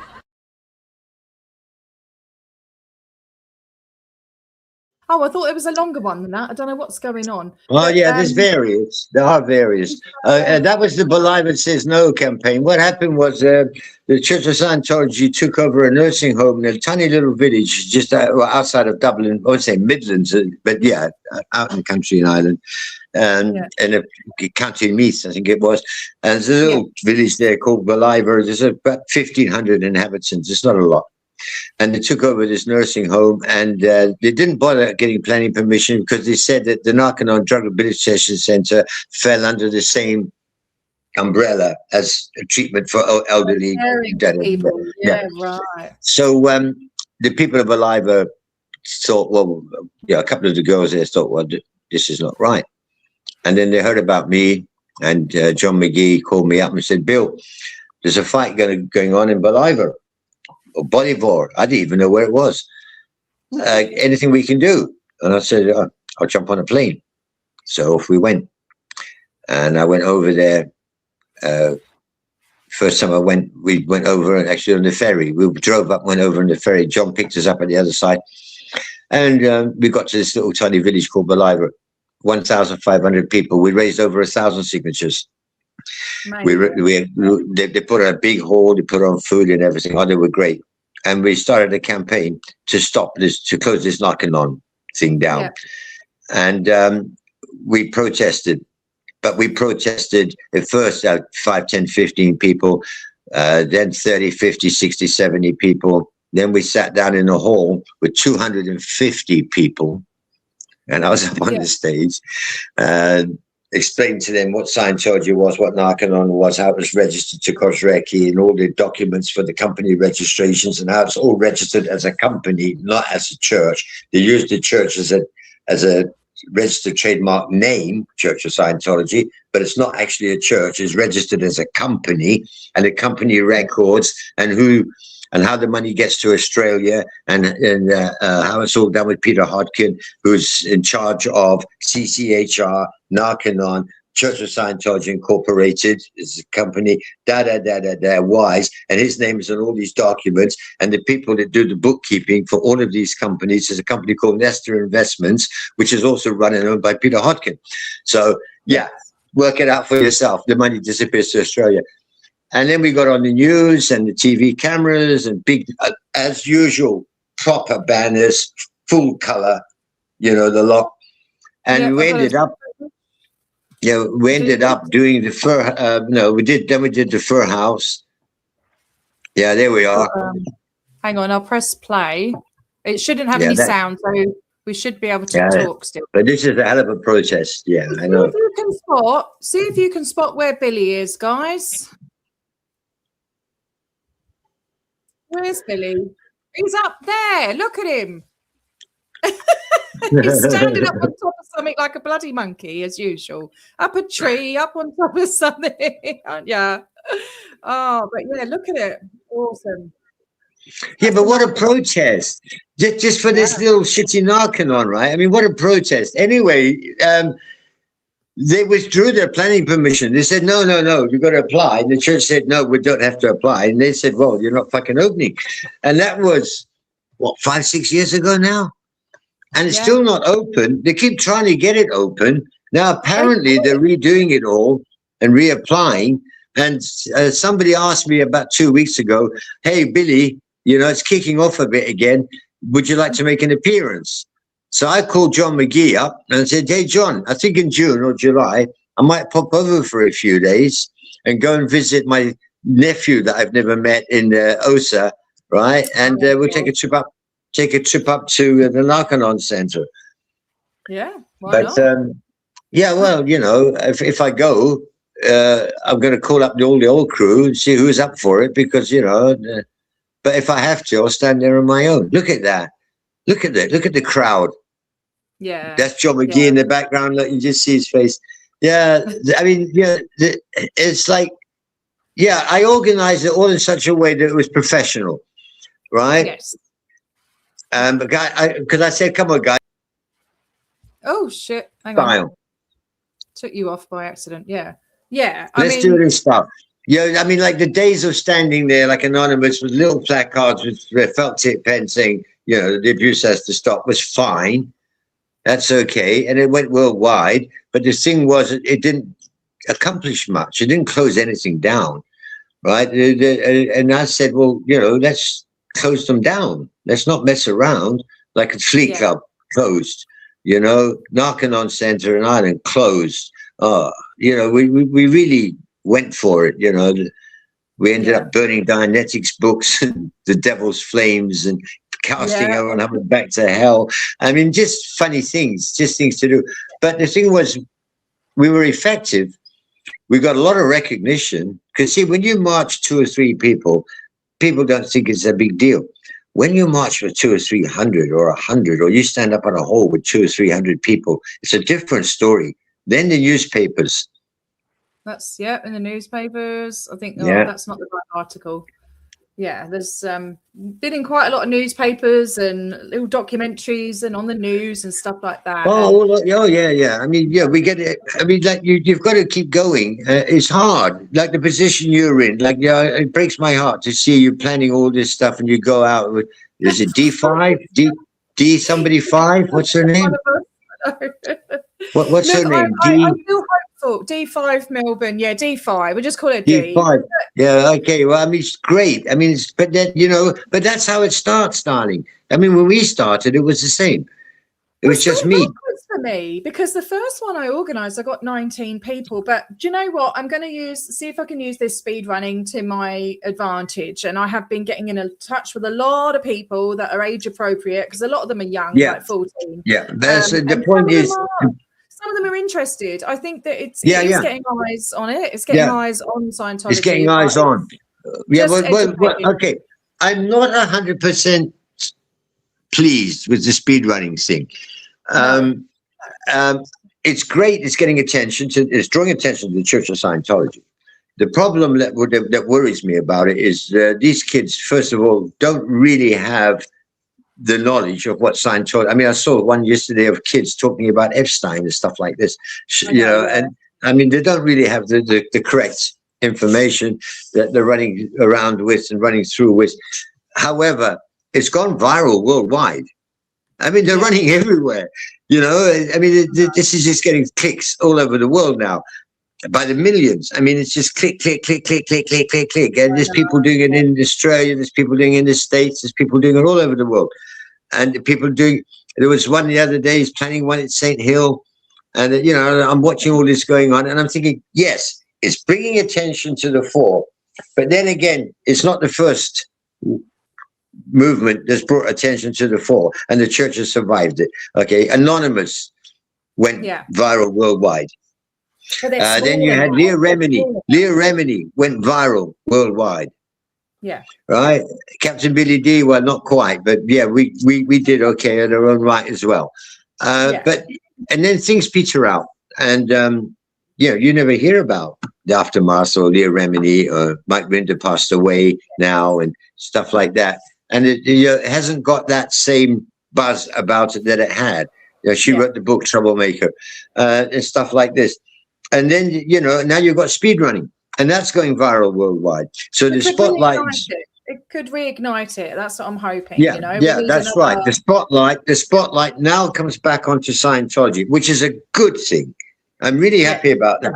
What I'm not happy about is these kids getting arrested and getting a criminal record, that will be stained their life forever because of some stupid little thing like trespassing Scientology is even taking the door handles and the locks off the door so they can't get out.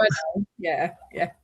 Well, I think they had to put them back on fire hazard, because that's really dangerous. Yeah, of course they do. But that's what you've got to do. You've got to say, wait a minute, that's a fire hazard now. Report them, and then of course they have to backpedal, and that's. But the thing is, over the years, I've witnessed this. I mean, the first book I ever read about Scientology was in the 70s by a guy from East Grinstead. God, blimey, now I've got to remember this. I know, Cyril Vosper. Cyril Vosper. I met him and I had a conversation with him. Cyril Vosper wrote a book way back in the 70s about Scientology and it went viral then. The Mind Benders, that was it, yeah. And then when I was with Woody Woodmansey at David Bowie's house, Woody Woodmansey is the drummer for the Spiders from Mars, one of David Bowie's musicians, and all the gold records on the walls. And he was talking out. He was in Scientology for years as well. He still lives in East Grinstead. I don't know if he's still alive. I think he is. He's still. I think Cyril passed away. No, not Cyril Vosper. Woody Woodmansey. He was the drummer for David Bowie's band, the Spiders from Mars. He got David Bowie into St. Hill, but David Bowie didn't buy it. He said, no way. And he left. But they tried to get him in. But Woody stayed. And he's all the gold records are on the walls and, from all the Spiders from Mars stuff. And him and I sat and had a long conversation in the 80s about Scientology. And, I mean, the fight against Scientology has been going on since the 60s. And still, they're so highly connected, and I don't know what they've got on the governments because the governments just aren't shutting them down. Yeah, the government's just not responding. I'm seeing other cults getting investigated, and other cults are getting shut down and investigated. I've seen Japan are taking action against the Moonies. They're shutting them down there. Here, the Korean cult Shingenju are being investigated by the ACNC, by the Australian Charities Commission. Well, I've written to MPs, I've written to ACNC. Don't get. They won't touch Scientology. Everyone's shit scared to go anywhere near or touch Scientology. And the thing is, we don't know the actual reason why, but there has to be something big. There has to be some reason. Why is it that you've got all these people out in the world, like myself and you and many, many, many others, screaming to the rooftops about the detrimental effects of Scientology, disconnection, and the horrible practices. The religions like, let me take an example here if I can find one. Those people that knock on your door all the time, what they call Jehovah's Witnesses, right? Yeah, the scandal about Jehovah's Witnesses and disconnection and sex trafficking and stuff like that has had the Jehovah's Witnesses banned in many countries, right? Okay. But when it comes to the church, the only place I've really known that's ever been completely banned and beaten up was in Russia. Apart from that, the rest of the world is just not, they're just swallowing the bullshit. And the church is so good at spinning a yarn. I mean, and we just have to keep going. I'm getting older now. I don't spend as much time on it as I used to. However, saying that, if I got a call saying, look, we're doing this, it would be great if you could come, or having a podcast like today, it'd be great if you could go on. That'd be fun. It's fine. I don't mind doing that. I don't drive 2,000 kilometers anymore and burn a book or stand outside an org. You drove to St. Hillen back in one day, didn't you? Yeah. That was only 700 kilometers. It wasn't that bad.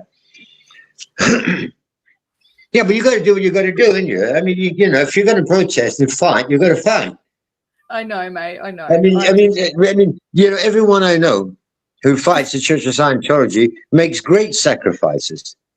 Yeah. This is what other people don't understand. They think, look at that loony standing outside that church, screaming and shouting, waving a banner. But what they don't see is what that loony has had to take time off to organize, finance, make the banners, lose time with their children, lose time with their families, lose work, travel, and it's not just a case of, there's, and if you can do that and get 100 people to do it with you, it's a hell of an effort. You're online all the time, all day long, emails, Facebook, WhatsApp.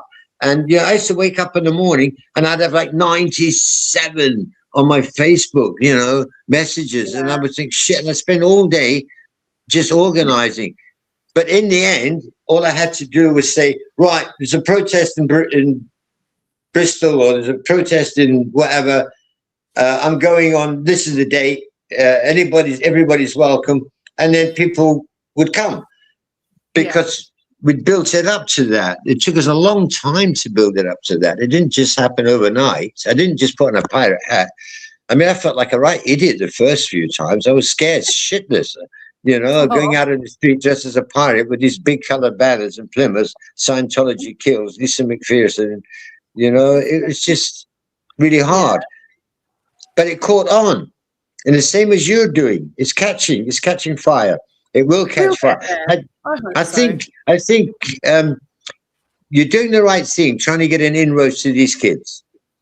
Yeah. For not only for the reason of the protest against the Church of Scientology, but for the safety of these kids. Yeah. Yeah. I'm going to have to go in a minute. I've got my son. Yeah, you have to go. Right. Anyway, it's been a good half hour or so. We'll have to catch up another time.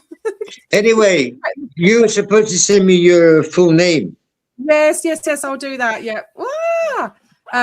Remember? Yeah, all right, yes. We won't mention that on here, but you know what I'm talking about. I know. Yeah. All right. We'll just see if I don't think there's any questions. I just want to say thank you for Quirkalopagus and Linda for becoming members. Really appreciate that. If anybody else wants to get a membership, they're only $1.49 a month. It's the lowest tier you can get. I tried. It wouldn't take, yesterday. I was thinking, I'm not contributing. Well, I am, but not really. Not online. And I tried to get it done yesterday, and they kept asking me for a password or something. I don't have any passwords. No, don't worry about it. It's all good. You help out so much behind the scenes, So yeah, well, we do our bit, darling. Yeah. We love you to bits. all the love. I've got this bloody cat. I've got to go John McGee. If John McGee is watching this, John. Lots of love. And all you other guys out there that supported me over the years, and there's hundreds of you, thank you ever so much. I'm still here, older, not very much wiser, still a captain, still pissing about. Love you, darling. Keep the home fires burning. Keep the fires burning. You're doing well. We're really proud of you. You really are doing well. Okay, let's go. Bye-bye. Talk to you soon. I'm going to go buy cigarettes and get a coffee. All right, see ya. Bye. See ya. Who was that? That was. I'm still on. I'm still live. Sorry, I've got my son next to me. He's hungry. It's been a while. That's William Drummond. Yeah, it's a lot. He's got a very big story. That was just the outline of it. The cat is nagging me. My son is nagging me. I would love to stay and talk a bit longer, but I might come on a bit later. Yes, a lot to take in there. Yeah, it's just an incredible person, I think. And yeah, I probably will share a lot of his work on my channel as well, just to keep the momentum going, keep the inspiration going, because he's a very inspirational character in my eyes. And yeah, I'm going to have to go, guys. Love you all. Thank you so much for tuning in. Please like the stream. Please press the little hype button if it comes up afterwards, and comment on the stream afterwards as well, because it helps get it out into the algorithm. So yeah, appreciate you all being here, and happy Mother's Day to everyone in the States and Australia. All right, I'll catch you later. Bye. Get out of it.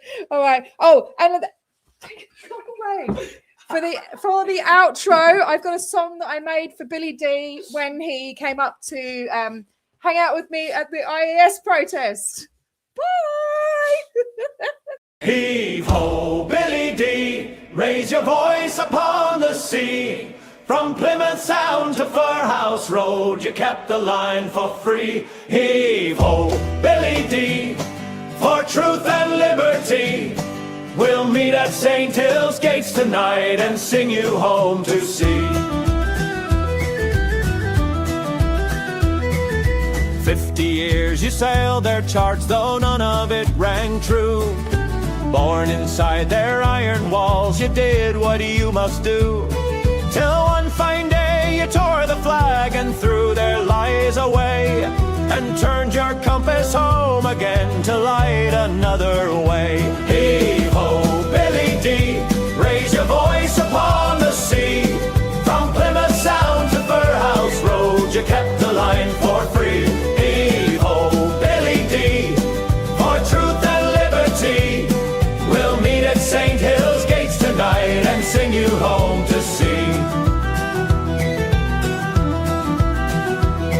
He'll crack a joke to make them grin, the ones who used to frown.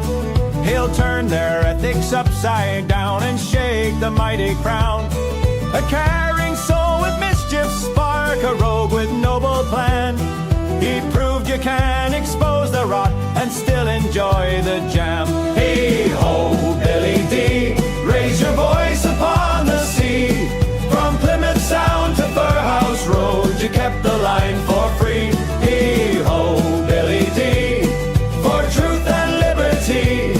We'll meet at St. Hills gates tonight and sing you home to sea. In Bolivar stood the pirate crew, their banner bright and bold. No Narcanon beside the Cretch, the captain's story told. In Plymouth, Edinburgh, St. Hill too, we rallied one and all, and laughed so loud the rafters rang inside that miserable hall. They wrote your name on standing ink to smear you far and wide, but that's the flag we proudly wave, their fair game can't divide. For every lie they write of you, your legend grows instead. The captain's badge of honor shines a bright rebellion red. You taught us how to stand our ground, to never bow or flee, to fight with humor, heart and hope, and keep our spirits free. So raise a mug and toast the rogue who showed the way to be.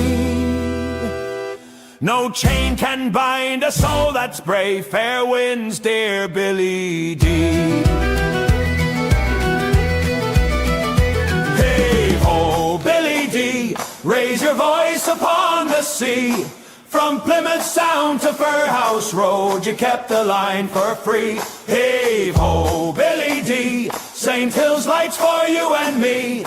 We'll carry on the watch you kept and sing you home to sea. Hey ho, Billy D, raise your voice upon the sea. From Plymouth Sound to Fir House Road, you kept